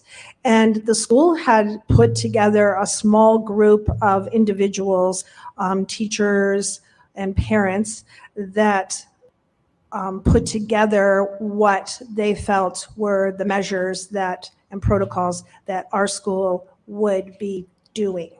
So they were getting this public health from public health, they were getting whatever mandates or protocols, and then they would take that and then they would implement it in a way for our school following those guidelines. That was my understanding. That's what we were told. Were you ever given a copy of those mandates from provincial health, or you just read about it in the media, that kind of thing? I don't recall being given anything. Yeah, I don't recall being given anything. I just remember us being told this is what was happening. It was kind of like an agenda note, right? Yes. This is part of our agenda, but it didn't go into detail. Did you see any discrepancies with what was happening within your private school as compared to other schooling alternatives in Nova Scotia? I'm not from here, that's why I ask. Yeah. I wasn't happening in the public school system because I'm not part of that. I just knew what was happening in our private school. And I didn't know too much about what was happening in the other school systems. I was just really involved with what we were doing. Okay, and then one final question. In terms of incident reporting, is there any reporting process within the school system for the hand sanitizer issue? No, there was no incident reporting for that. It was the parents coming back to say, my daughter has caustic burns from this overuse of sanitizer and I don't want her using it anymore. So there would be no path to document what was happening with that child and taking that information, sorry, I just lost my voice, I think, taking that information to the public health authorities. That I'm aware of. Okay, thank you. Is there one more question forthcoming? No. We do have an audience question for you, Cassandra, as well.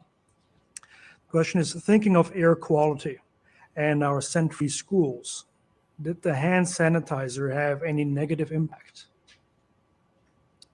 As far as scent sensitivity? Yeah, because I mean, usually I find that, and I'm going to presume that whoever's asking the question, are you talking about scented hand sanitizers? Because no, Sentient hand sanitizer? because they were both available, I believe, at the schools.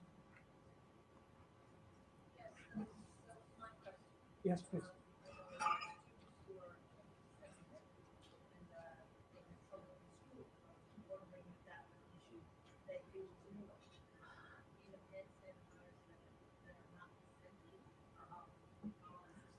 Have a smell to them. Yeah, yeah. In my class personally, I didn't notice any scent sensitivities to the sanitizer, only the physical sensitivities of rash, the burns, things like that. Wonderful. I believe we've got all questions answered now. So thank you once again very much, Cassandra. Thank you.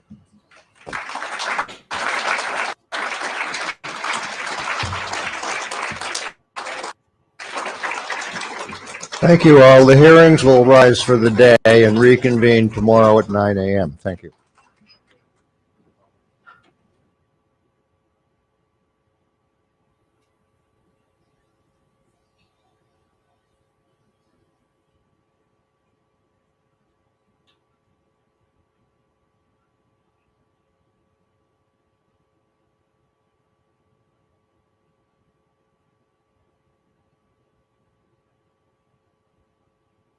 Government to this very day, even in the wake of all that Snowden reporting we did and the public anger over it. That is why that bill continues to exist. 4 years later, it was renewed again, this time in 2018. And what was remarkable about this was by 2018, Donald Trump was president.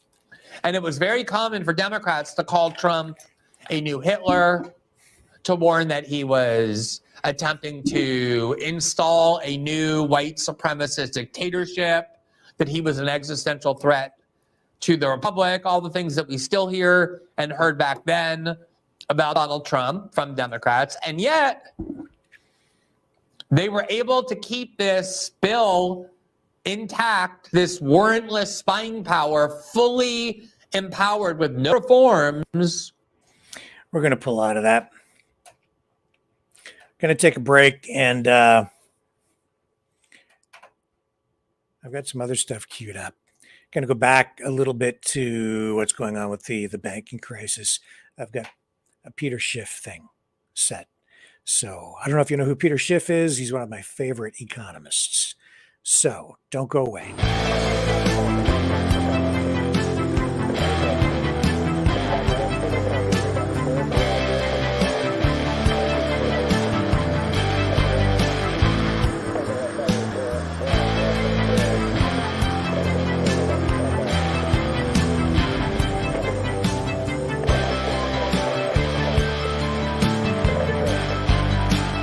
Maverick News.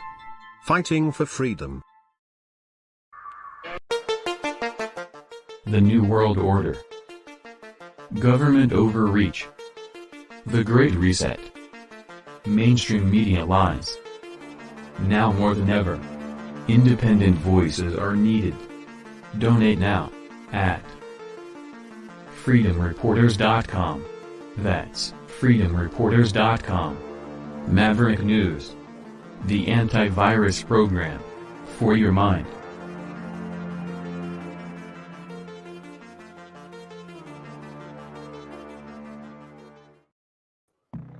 We're now witnessing the great banking collapse of 2023. And you should probably buckle up because this is going to be a wild ride. The dominoes are falling faster than anyone expected. And if you thought the bank failures were over, think again. The whole system is at risk. And a new report from credit rating firm Moody's Analytics confirms that more institutions are about to crumble in the months ahead. That's what we're going to expose in today's video.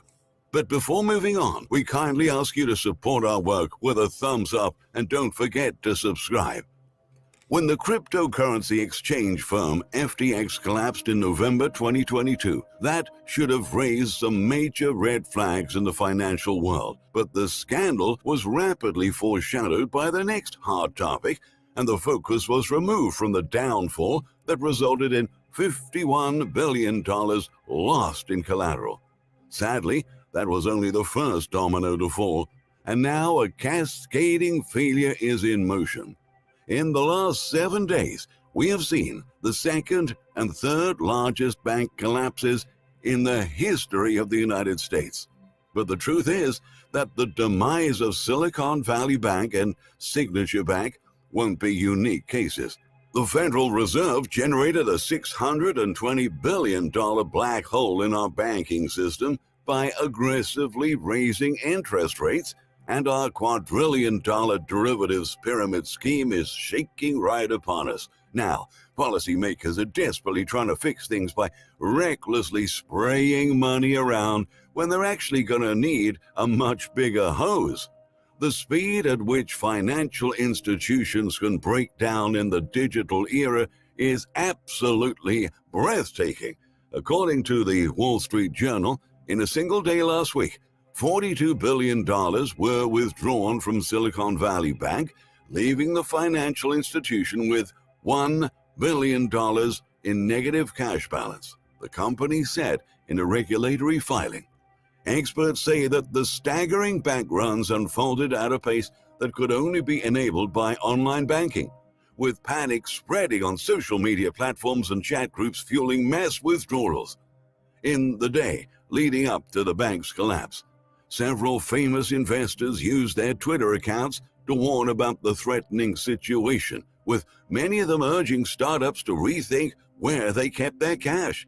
Founders and CEOs then shared tweets about the risks facing the bank in private Slack channels. Meanwhile, on the other side of the screen, multiple startup leaders rushed to withdraw funds online.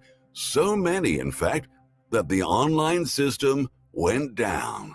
Still, the end result was a modern race to withdraw funds, which House Financial Services Chair Patrick McHenry later described in a statement as the first Twitter-fueled bank run.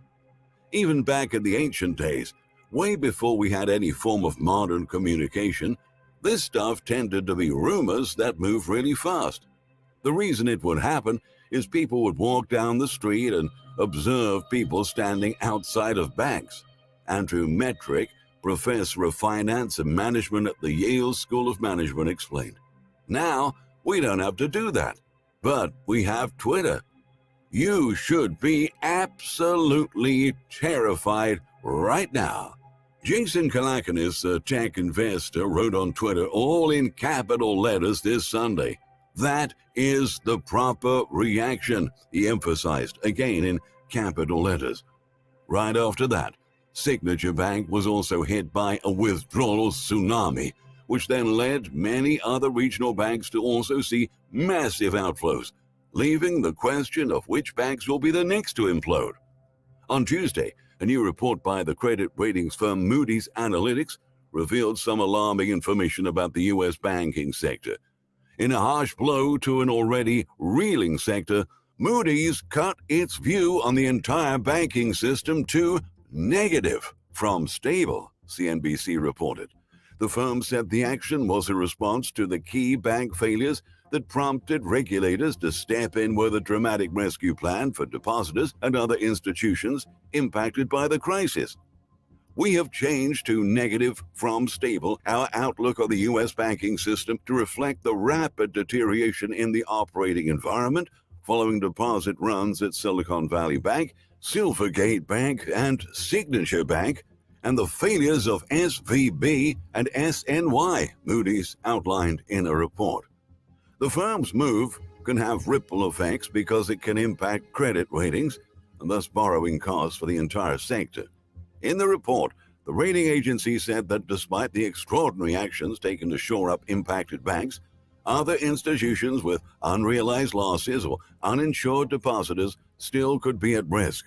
Banks with substantial unrealized securities losses and with non-retail and uninsured U.S. depositors may still be more sensitive to depositor competition or ultimate flight, with adverse effects on funding, liquidity, earnings, and capital, Moody's Analytics wrote. And the most chilling part of the report was the one where it identified 6 specific banks for potential downgrades.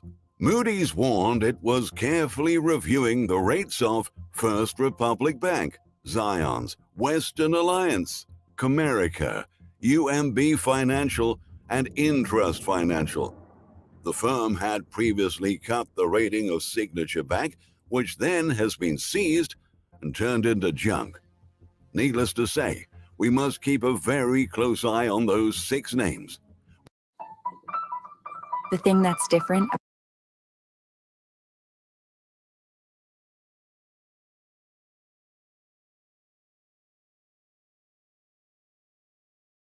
And be exacerbated by ongoing monetary policy tightening, with interest rates likely to remain higher for longer until inflation returns to within the Fed's target range, Moody's said. U.S. banks also now are facing sharply rising deposit costs after years of low funding costs, which will reduce earnings at banks, particularly those with a greater proportion of fixed-rate assets. All of that is indicating that more trouble is ahead. At the moment, one of the most important international banks has just acknowledged material weaknesses in its internal controls in its latest report. Credit Suisse delayed the release of its annual report following queries from United States regulators regarding its books. The bank was supposed to publish its report in February, but it postponed the release after a last-minute call from the U.S. Securities and Exchange Commission over revisions made to cash flow statements for 2019 and 2020. In the document, Credit Suisse admitted that the group's internal control over financial reporting was not effective, and management has also accordingly concluded that our disclosure controls and procedures were not effective in the latest blow to the scandal-hit bank. In the fourth quarter, bank runs led the institution to lose over $120 billion. No wonder why shares of the bank just fell to an all-time low. Credit Suisse is now down a whopping 97% since 2007. The bank has been in trouble for years, but in the second half of 2022, it hit a breaking point. Oftentimes, such complex crises just take time to fully play out. A major example of that is the fact that insiders knew that Silicon Valley Bank was technically insolvent for months before it fatally collapsed. Financial analysts at Stratechery revealed that even though the bank had more assets than liabilities, a huge chunk of those assets could not be liquidated without causing a major loss. The big loser would be Silicon Valley Bank stockholders, who would forego all of the unrealized interest on the more attractive securities the bank could not buy in the meantime, which makes us understand why the stock lost 66% of its value last year, they stressed. The problem is that we now have many other financial institutions that are technically insolvent right now, and although they may survive for a while, a day of reckoning always arrives. This is like watching a slow-motion train wreck playing out right in front of our eyes. Neither policymakers at the Federal Reserve nor politicians in Washington will be able to stop it. They're actually making things worse. A separate report by the Wall Street Journal revealed that there were private buyers for Silicon Valley Bank that emerged that could potentially have bailed out the bank and prevented this huge mess from happening. But the administration rejected those buyers. The government chose to spend taxpayer dollars to nationalize Silicon Valley Bank, while a private buyer favored by the Treasury and the Federal Reserve could have done so. Instead, the regulators offered solutions that bail out even uninsured bank depositors and other banks at unknown costs that Mr. Biden isn't acknowledging, the report highlighted. Kevin Hassett, former chairman of the Council of Economic Advisors, told Fox Business that there were buyers who were willing to step in and buy SVB, but the FDIC didn't allow that to happen. The Biden administration had a whitelist of companies that were allowed to buy the failed bank and companies that weren't. If this is true, then this is another Biden scandal, said Gravian founder Tom Elliott. The truth about this that must come out because of all the politicians that did this need to be held accountable. We must remember that we're actually the ones bailing these banks out. They're using money they confiscate from us via taxes. This situation is completely outrageous. We all have a crisis of unprecedented proportions on our hands, and now is not a time to be playing politics.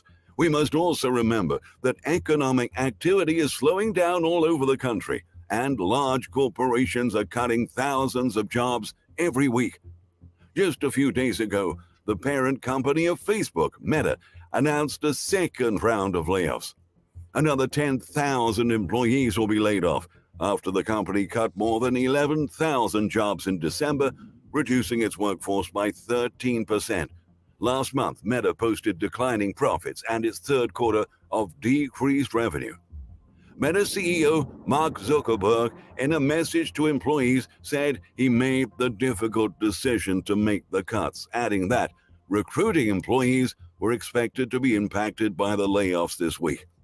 We expect to announce restructurings and layoffs in our tech groups in late April and then our business groups in late May, Zuckerberg said, noting that it may take through the end of the year to complete these changes. The company will also close an additional 5,000 open roles, Zuckerberg said, and similarly,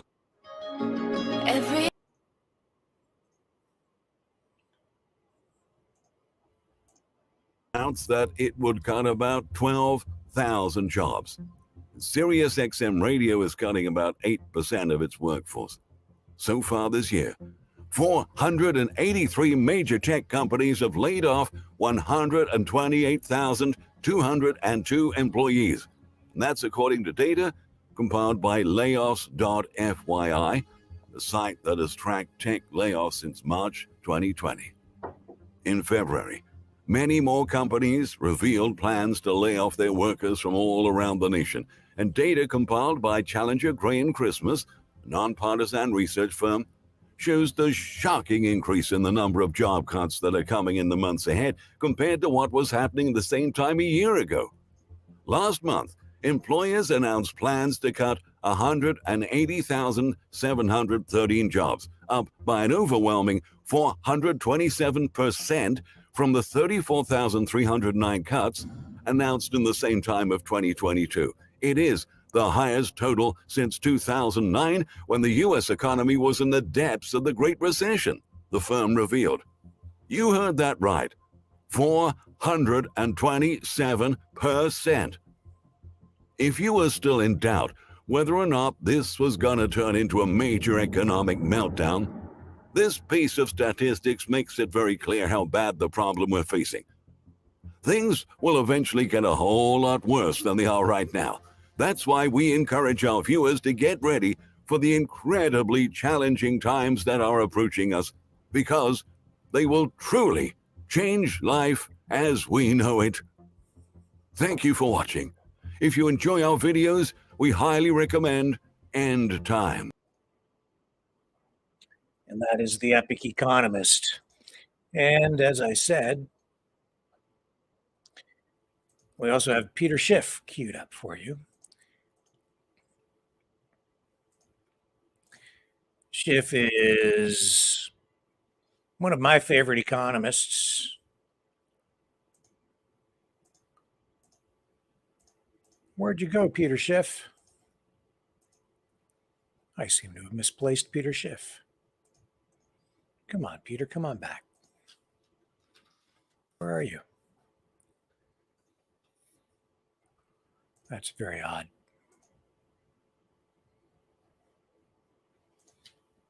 Well, I'll have him for you in just one moment.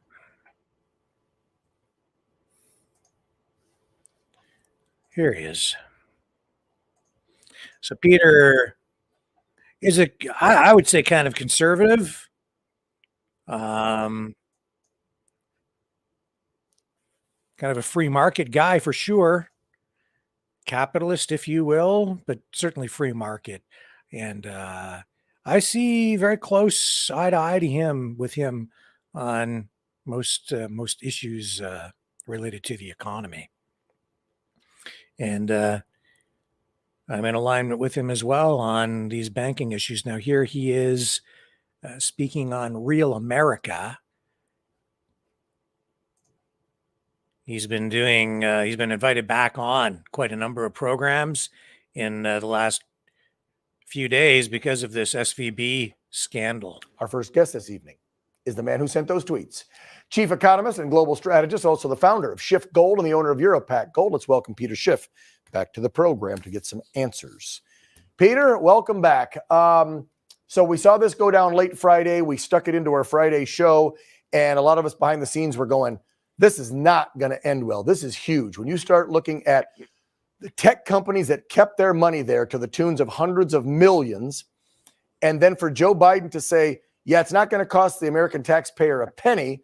But then I'm not a banker. I'm not an economist like you, but I do know when I signed up for my first account as a kid in my teens, the FDIC only insures $250. So if Roku says, I want 100 million of my hundreds of millions out of that bank today, can they get their 100 million? And if so, who's paying for it? Yeah, well, first of all, it absolutely is a bailout.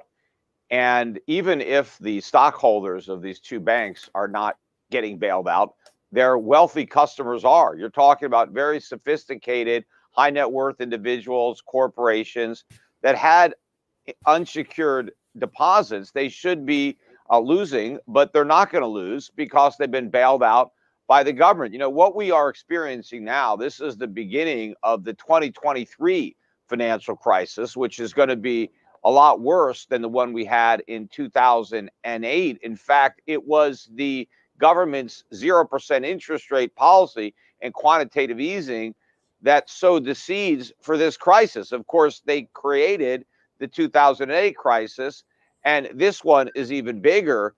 But I think they're acting quicker this time around. In the 2008 financial crisis, they raised the limit on insurers' deposits from 100,000 to 250 because it was 100,000 before 2008. Now it's basically unlimited. They're going to guarantee all the deposits, and this is a massive bailout for all the banks that haven't failed yet, but which were going to fail during the week and next week if the Federal Reserve didn't step up and backstop all these companies, or all these banks rather, by agreeing to take on all their underwater paper. All these banks are loaded up with long-term treasuries and mortgage-backed securities that are worth considerably less than they paid. They're now able to take that paper and give it to the Fed for 100 cents on the dollar, and that is a massive bailout. It is a return to quantitative easing, and the way Americans are going to pay for this is through higher prices. Inflation is now going to go through the roof. If you thought it was bad last year, wait till you see how much worse it is in 2023 and 2024. Wow.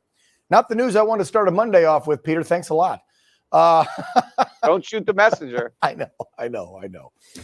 There's other people that need to be shot. But anyway, that's a joke, folks. That's a joke. If Jane Fonda can joke about murdering politicians, I can joke about shooting bankers, right? It's a joke. It's a joke.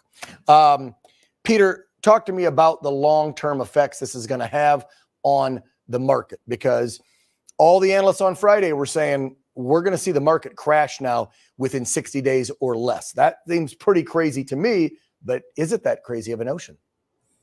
Well, look, if the Fed did the right thing, the market would crash. But the Fed's not going to do the right thing. It has no history of doing the right thing. It is doing the wrong thing. In fact, the reason the markets like the news, apart from the fact that nobody's losing any money apparently, is that the rate hikes are probably off. The Fed is going to stop fighting inflation.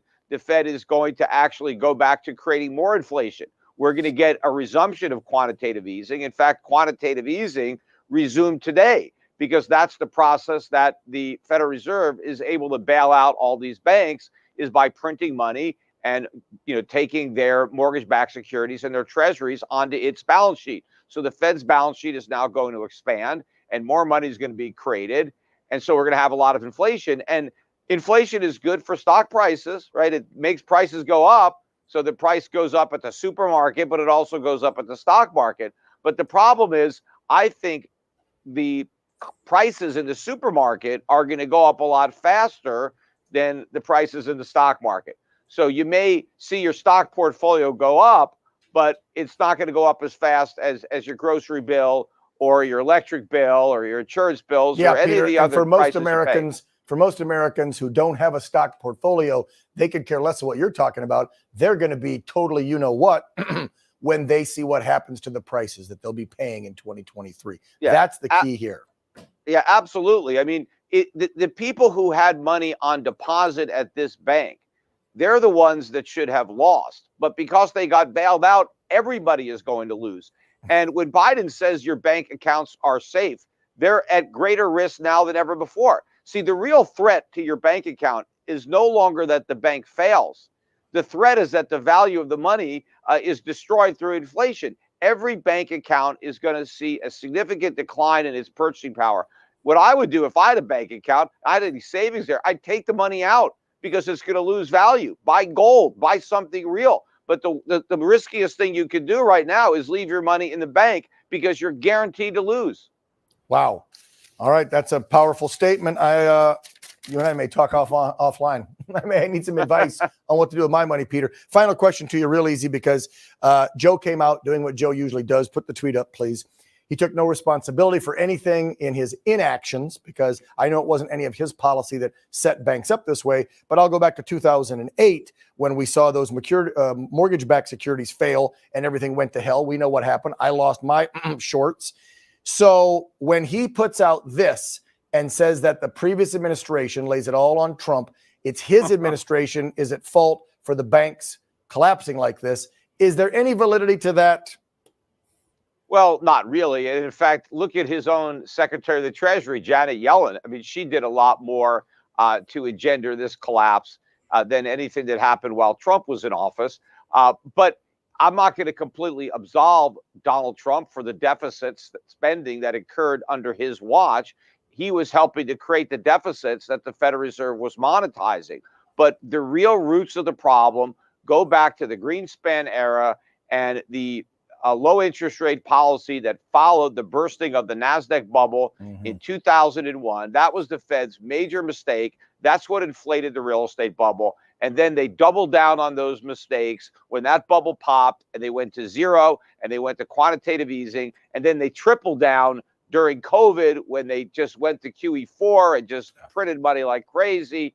And we're now experiencing the consequences. You know, the Fed made a deal with the devil back in 2001 when QE started, and it took 20 years, but the devil is now here to collect.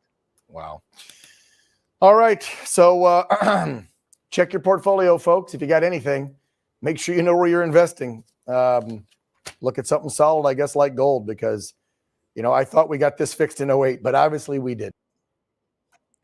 And we have protests going on in France. And we also have the Prime Minister right now live in Mississauga. I'm going to pick that up for you right now. He's speaking with As a way of firefighters, encouraging people to first find responders. solutions that doesn't include that price. So we brought in a price on pollution, a carbon tax, as our opponents have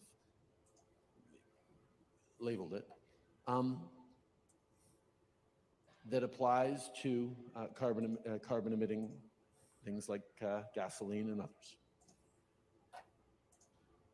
But we knew, first of all, the experience in BC shows that if the carbon price is going to be effective, it has to keep going up.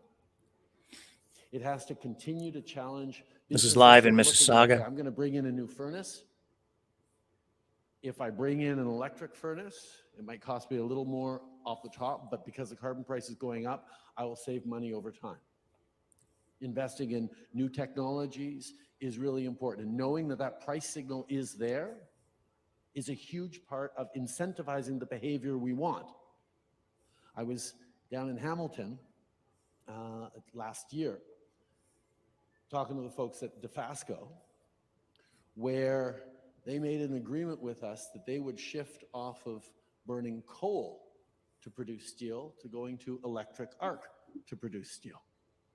So massively reduce their emissions. The carbon tax by 2030 was going to cost them hundreds of millions of dollars a year if they stayed on coal. So they made that change. But in all this issue, we knew that if we're just adding costs on to the average family, that's not going to get any support.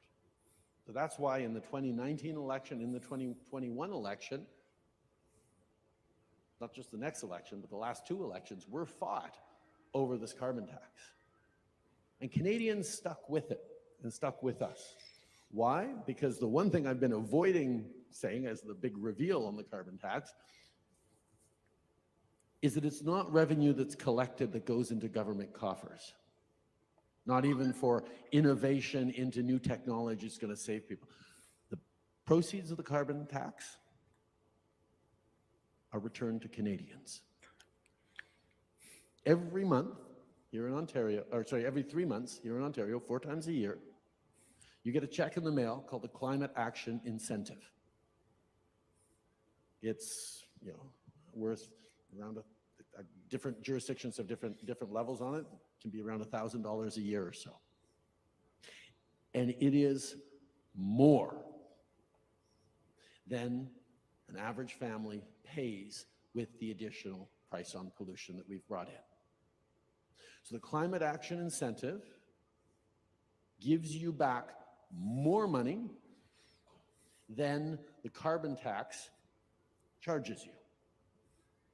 What that means is if you choose to shift your behavior to bring in, you know, better insulated windows, or to ride your bike more and use your car less, or whatever you're able to do to reduce your own footprint, you're paying less of that carbon tax and you're keeping more of the more money we're sending back to you. The Climate Action Incentive and our price on pollution in the jurisdictions where it's in place, which is all of Atlantic Canada, Ontario, Manitoba, Saskatchewan, and Alberta,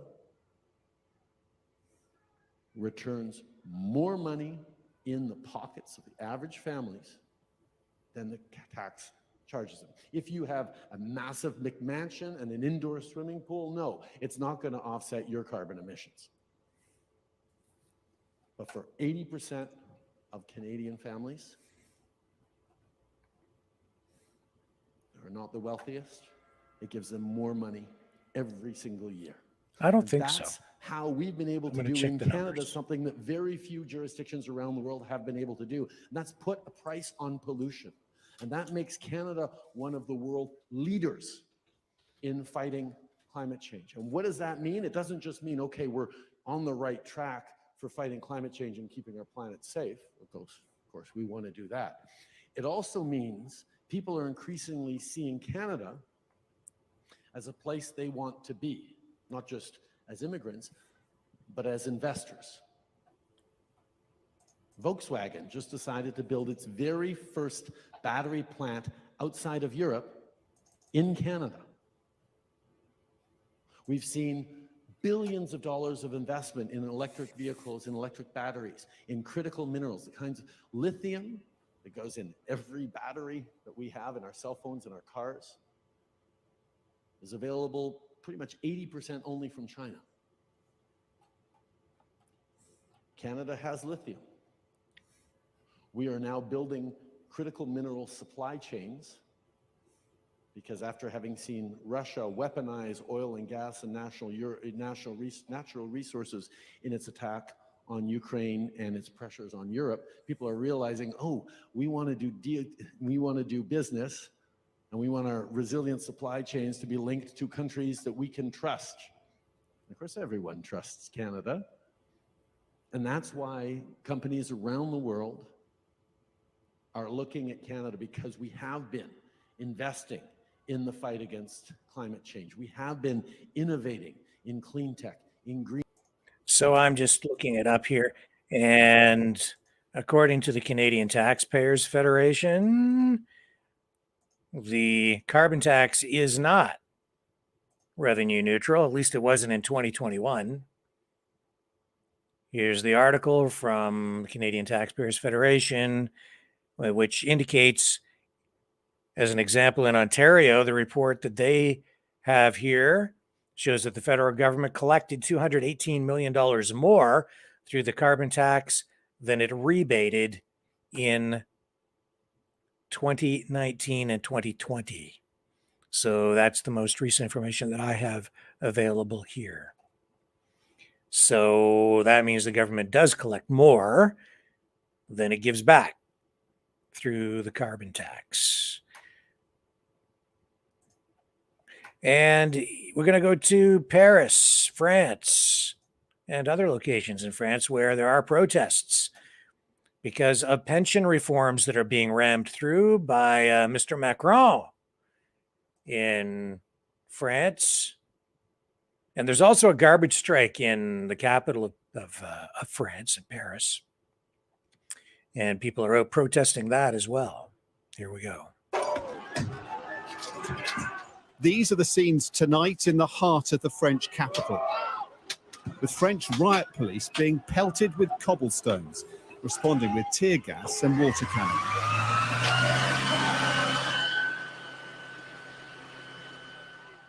La Place de la Concorde not living up to its name. In France, you meddle with the retirement age at your peril, as President Macron is learning to his cost. Trying to make the French wait another 2 years for retirement has produced a furious reaction, bringing thousands out onto the streets, protesting across the river from the French National Assembly. La parole est à Madame la Première ministre.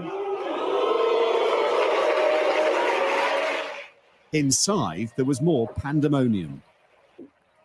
MPs were in a rowdy mood as the Prime Minister walked to the podium, jeering her and waving signs against the plans to change the retirement age, and singing the national anthem.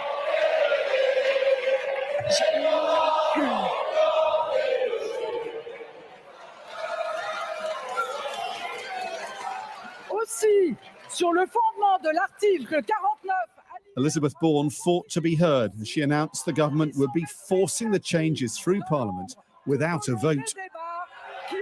The government has for now advanced its controversial plans, but at a huge cost, and exposed their enormous unpopularity, giving a boost to opposition politicians like far-right leader Marine Le Pen.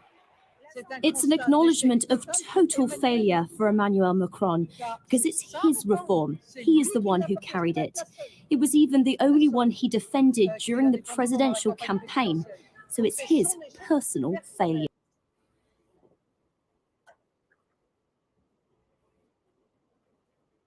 Hang on, not quite done. Been living through strikes.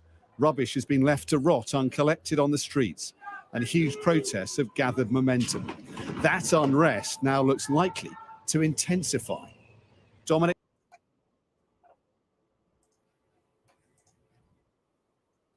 So a lot going on down there.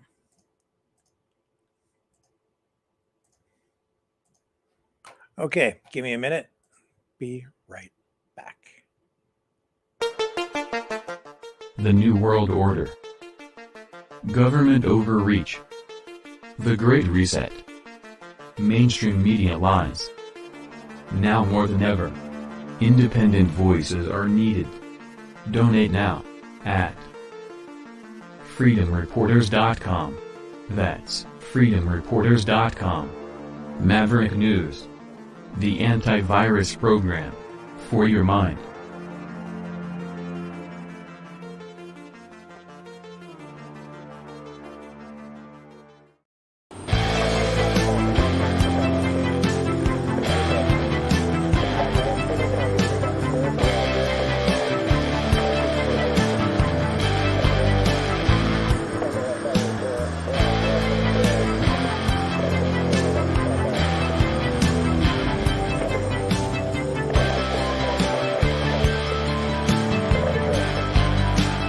Maverick News. Fighting for freedom. So here's footage released today by the Department of Defense in the United States of that Russian fighter jet, two of them actually, that came into the vicinity of the U.S. drone over the Black Sea. The U.S. saying that the Russians came into contact with the drone, actually damaged it, hit the drone, damaging, I think, the propeller. Here's footage showing the jet, one of the jets, actually dumping fuel. It appears to be dumping fuel on the drone. There's the fuel dump. And this was supposed to be, I guess, intended to blind the drone. And then the reports are that a second jet came along. It actually came into contact with the propeller. And we go to color bars there because the video link was interrupted at that point. And the drone went down. It is now submerged under thousands of, down what? Well, it's at the bottom of the Black Sea is where it's at. Russia denies hitting the drone. Russia also has indicated that they may try to recover it if it is in the national interests or the defense interests of Russia. There are concerns that this could escalate tensions and escalate the conflict between the U.S. and Russia. Personally, I think this is going to be forgotten about within the next couple of days. I don't see this escalating things, but it is significant because contact has been made. Nevertheless, it's a drone. It's unmanned. And I'm just checking some messages here from some incoming people. So I don't think this is anything, honestly, to be that worried about. It's saber rattling from the U.S. side, but I don't see it turning into any kind of significant escalation. However, Poland is saying that it is going to send fighter jets to Ukraine within probably the next week or so, I think, within days, they're saying. Poland's president saying that his country is going to give Ukraine a dozen MiG-29 fighter jets, making it the first NATO member to fulfill the Ukrainian government's requests for warplanes.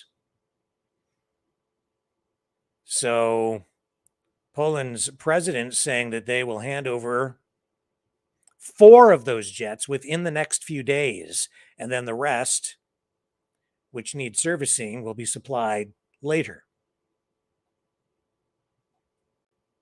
And so the total number going there will be somewhere between 11 and 19 jets, so somewhere around a dozen. And that is absolutely an escalation, with Poland saying that the rest of those jets should be delivered sometime within the next month. And other NATO members are looking at this closely. The U.S., of course, has been asked to supply jets as well. So far, that has not happened. The White House saying that they have been looking at the possibility of supplying F-16s to Ukraine, but not so far. We'll see if Joe Biden shifts his position on this. Poland has also sent 14 German-made Leopard 2 tanks to Ukraine, and Canada has provided 4 Leopard 2 tanks and is promising to send 4 more. That is escalation, but that's not because of the drone. And what else do we have for you tonight? We have that special rapporteur has been named by the Prime Minister in Canada to look into Chinese meddling in Canada's elections. And we have reaction from the leader of the New Democratic Party of Canada, Jagmeet Singh. who is also responding to questions from media asking about Chinese meddling at in a municipal election. L'abordabilité et s'assurer qu'on rentre contre le gouvernement. The next question comes from Marina von Stackelberg with the CBC. Hi there. As someone who represents a Vancouver area riding, what is your reaction to the Globe and Mail story out today that alleges China's diplomats intervened in the last municipal election in Vancouver? Yeah, it's deeply concerning. From what it sounds like, it targeted Kennedy Stewart, the former mayor of Vancouver. As someone who represents Burnaby, a neighboring city, the idea of a foreign government influencing our municipal election is deeply concerning. It should not be happening. And it's why we've been calling for a public inquiry. We want to make sure that Canadians have confidence in our electoral system because people's voices matter, their votes matter. And it matters because we're seeing the impacts of the decisions of government. The fact that we're living in a housing crisis and a healthcare crisis. The fact that these nurses that I met with today are worried about their future and that they're not sure what's going to happen. We want to make sure that these nurses have a bright future, that they're able to live in the communities where they grew up, and that they're able to work in a healthcare system that's there for them. And to do that, we need to have decisions being made by government that actually put people as a priority. And people need to know that their vote matters, and they need to know that their elections are free from foreign interference. And that's a big concern. Do you trust David Johnston can do his job as special rapporteur, and will you accept what he decides should be done? I've said, and I maintain that Mr. Johnston is someone of strong reputation, of integrity, and he is someone that's independent and nonpartisan. And so I certainly trust him to do his work. I want to make sure that his mandate includes all the information important to assess what the Prime Minister knew, when the Prime Minister knew that information and what he did about it. And that it includes really important recommendations about what we need to do to safeguard our democracy. But despite all that, I still maintain that we need a public inquiry because Canadians need to have confidence in our elections. And like I said, there's really important questions in front of us about affordability, about our healthcare system, about how we build a healthcare system that's there for everyone, how we hire enough healthcare workers and respect those workers. These are very important questions that Canadians should have full confidence their vote matters. And that's why restoring confidence in our electoral system is so important so people continue to participate and so that their votes are reflected in decisions that actually improve their quality of life and respond to the problems that they're faced with.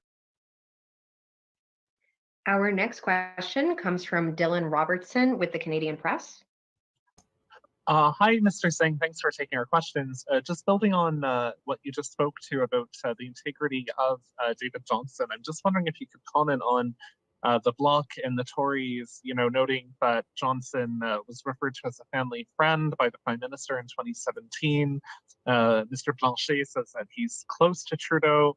It seems to be you're saying he's a man of integrity and that what the opposition parties is saying here doesn't actually follow. Well, what has become really clear is in this whole very serious matter of foreign interference that the other opposition parties, and frankly the Liberals as well, have been more focused on scoring political points than really focused on solutions around protecting our democracy. And that's why we've been calling for an independent process. And while we still maintain we need a public inquiry to restore public confidence, to respond to the concerns that Canadians have, and to make sure that it's a public element so that people know what's going on, this transparency. I do, though, maintain that Mr. Johnston is someone of integrity, someone who's shown in his career that he is someone that is nonpartisan and trustworthy. And so I think that it is a positive step, his appointment. But I do want to make clear that I want to make sure that Mr. Johnston has a broad enough mandate to answer the fundamental questions that Canadians have. What did the Prime Minister know? When did he know it? And what did he do about it when it comes to foreign interference? And I still believe that Mr. Johnston has to launch a public inquiry to have that public and independent response that provides Canadians with confidence in our electoral system. Thank you. And just on that note, is this process not a waste of time in that regard? If you feel that there must be a public inquiry, why not just jump to it? Why have the special rapporteur say what you want to happen already? Do you think it's a waste of time? Well, I have said from the beginning that there should be a public inquiry, and I think that's what the government should have announced. They've announced instead a special rapporteur, and the person named Mr. Johnson is someone that I think is a credible person, is someone that's of integrity, nonpartisan, and independent. So I trust them to do the work. I still believe that what the special rapporteur should do is launch a public inquiry to restore Canadians' trust, and we'll see the work that's done. I'm very interested in the work that the special rapporteur does, that Mr. Johnson does, and I'm interested in the solutions to protect our democracy. That's what my focus is.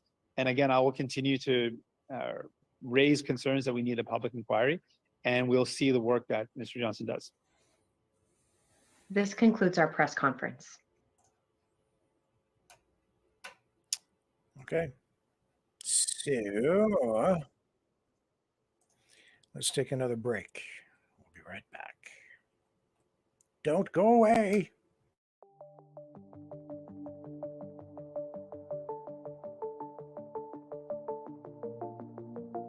Greetings, brave Mavericks. Our quest for truth continues. We go beyond fake news. Together we expose propaganda. Together we pull others out of rabbit holes.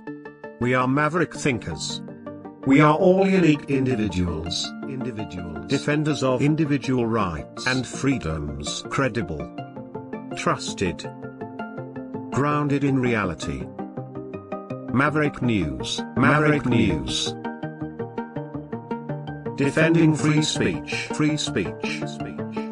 Donate at freedomreporters.com. Do it now. Tomorrow may be too late. Maverick News. The world is watching.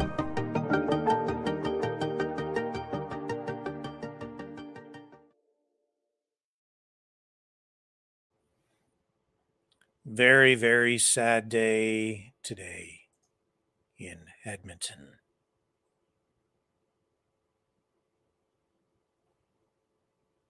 Edmonton's police chief is saying the killings of 2 constables in the line of duty there is a horrific tragedy. These are the officers who lost their lives today.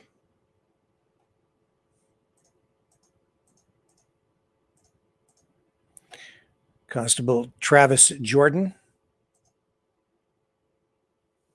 35 years old, and 30-year-old Brett Ryan were killed while responding to a domestic dispute at an apartment complex in the city's northwest. A young male suspect was shot and he is dead as well. A woman at the scene was taken to hospital with serious injuries. Police have not confirmed the age of the suspect or his relationship with the woman who was injured.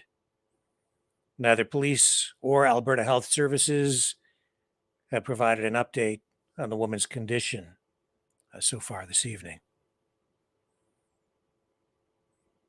Now, there are people at the scene who are telling journalists that the suspect was just 16 years old. If that's the case, then as a minor, that person would be dealt with under special terms, special provisions under the criminal code for minors.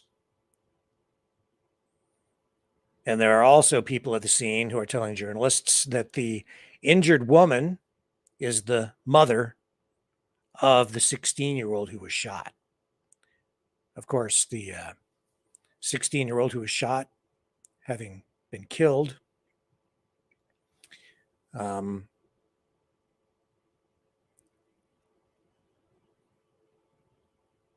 so what I'm really saying here is that the release of the 16-year-old's name, the relationship with the mother. That's why we're getting this veiled release of information, is really what I'm trying to say. It's not because you're always dealing with minors in a different way than you do with adults. So Police Chief Dale McPhee, obviously very emotional, and the entire community is mourning the loss of these two officers tonight out in Edmonton.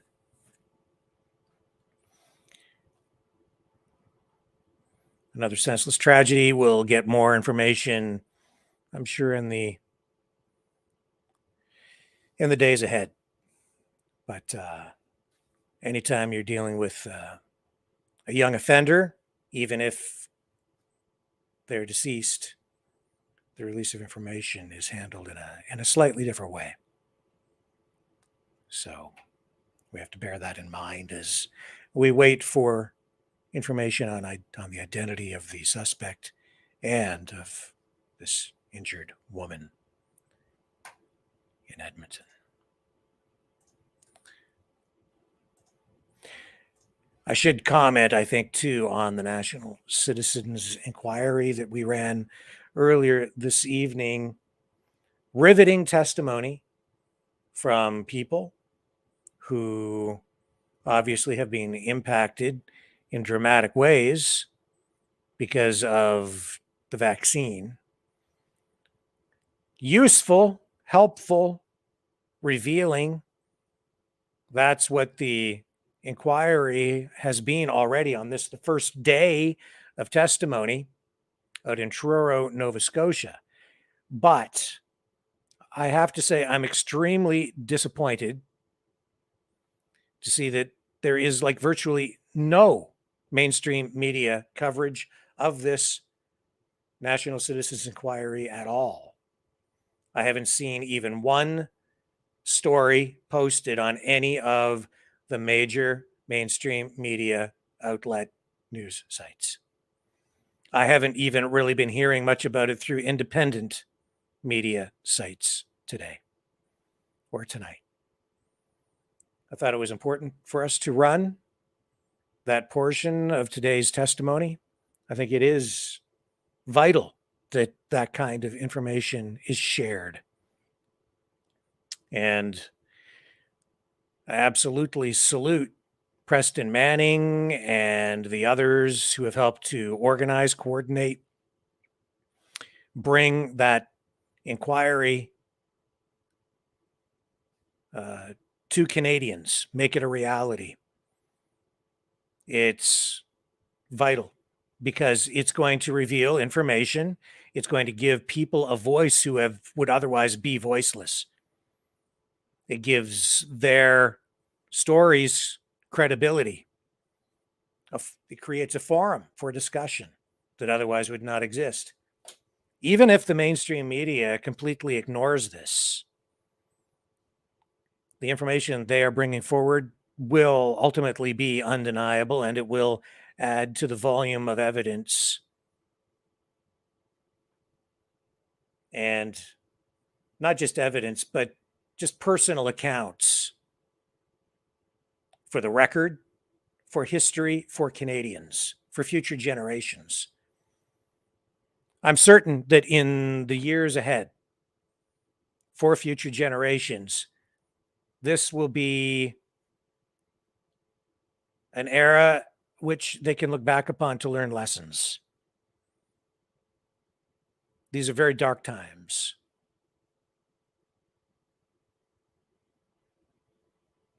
And that's why this inquiry is so, so important. Well, the government is still actively trying to suppress information. This process forces it into the light. And that is where we will find balance. That is where we will find ultimately some level of truth. And it's important for us to make sure that is recorded so that the mistakes that have been made over the past 3 years are hopefully not repeated. We're on the way to getting to that place. It's just a very long process. It's frustrating. I think that the last 3 years have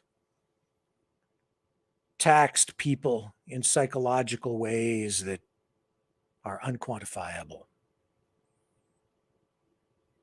Mental illness, drug addictions, death, suicides. The social costs are incalculable, really. We've seen studies conducted by social scientists like Dr. Jay Bhattacharya from Stanford University and the Great Barrington Declaration. The doctors and the researchers, statisticians who were involved with that research and those recommendations, I think also will be recognized through history as truth tellers, maybe even heroes, true heroes, who stood against authoritarianism, propaganda, the true misinformation of government.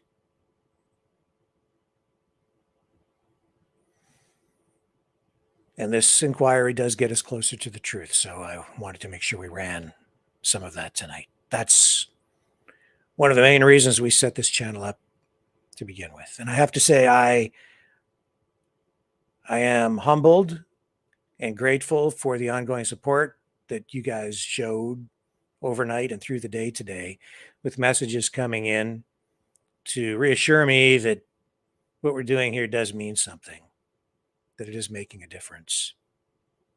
I do get frustrated. I'm very frustrated right now. I see that things are not really going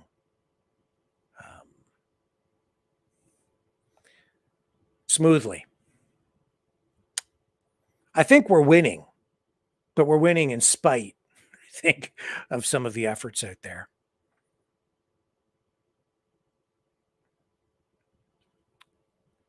But as much as we're winning, I'm also concerned, and I mentioned psychology and psychological manipulation, and it's kind of coming from various sides. And there's more truth to be told in that regard, too. I hear still people shouting the word freedom a lot. I hear a lot of words and a lot of phrases, a lot of political platitudes. But these are broad words, and I know that when I'm hearing them these days, a word like freedom can mean many, many different things to different people. And it's easy to sell the concept or the idea of just freedom to people in a broad context without being held accountable for it, because people will superimpose their own perspective or their own worldview of what freedom is supposed to be onto whatever message of just straight up freedom is being projected at them by whatever activist, politician, protester, or whatever person is just projecting that to you. You hear the word freedom, it sounds very positive, but just look back through history at the number of political activists, revolutionaries who have used that word. Which revolutionaries have never used that word? I can't think of many. It doesn't matter where they sit on the political spectrum. They all want freedom. I would suggest to everybody out there tonight, assess, what does freedom mean to you? What is your definition of freedom? Then, the next time someone is selling you freedom, ask them, What is freedom? What do you mean by freedom? And then see if it meshes with what your view is. Because there have been so many revolutions, so many wars fought for freedom that I have to wonder what it really means to different people, because you see communists, fascists, straight up dictators,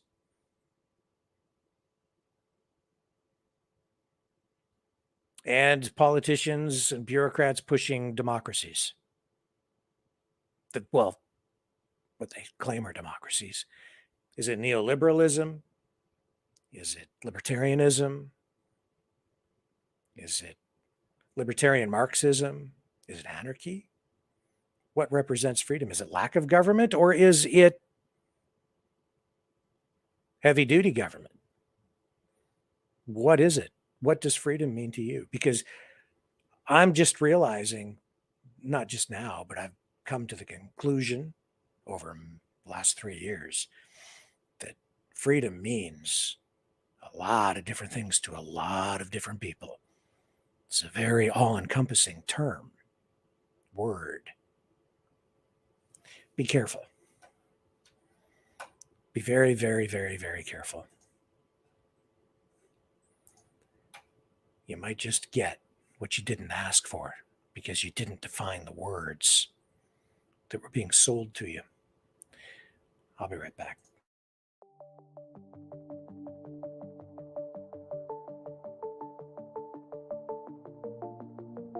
Greetings, brave Mavericks. Our quest for truth continues. We go beyond fake news. Together we expose propaganda. Together we pull others out of rabbit holes. We are maverick thinkers. We are all unique individuals. Defenders of individual rights and freedoms. Credible. Trusted. Grounded in reality. Maverick News. Maverick News. Defending free speech. Free speech. Donate at freedomreporters.com. Do it now. Tomorrow may be too late. Maverick News. The world is watching.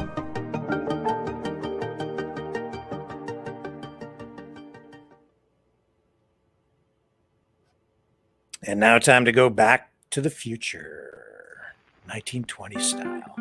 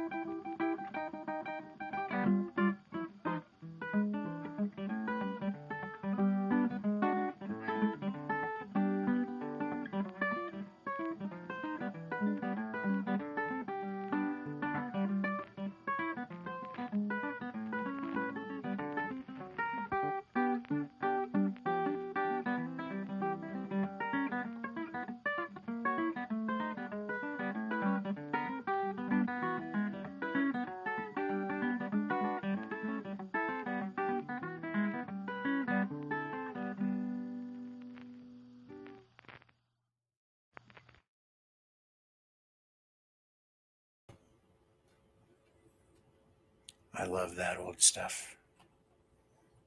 I love the style of the 20s. I love the Art Deco of the 40s. I love those old pulp magazines.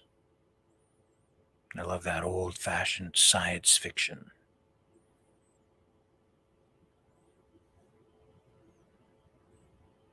Still holds up today. The designs, the lines. And I wish we were as optimistic and as forward-focused on life as they were back then. The New World Order. Government overreach. The Great Reset. Mainstream media lies. Now more than ever, independent voices are needed. Donate now at freedomreporters.com. That's freedomreporters.com. Maverick News. The antivirus program for your mind.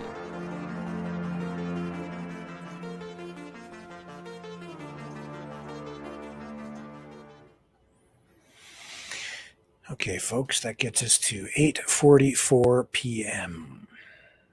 And what we're going to do tonight is we're going to wrap things up. I appreciate everybody stopping back in and hanging around, hanging out, fighting for real freedom. We'll do it all again tomorrow, 6 p.m. Eastern Standard Time, here on the Maverick News Channel, because we have the antivirus programs for your mind.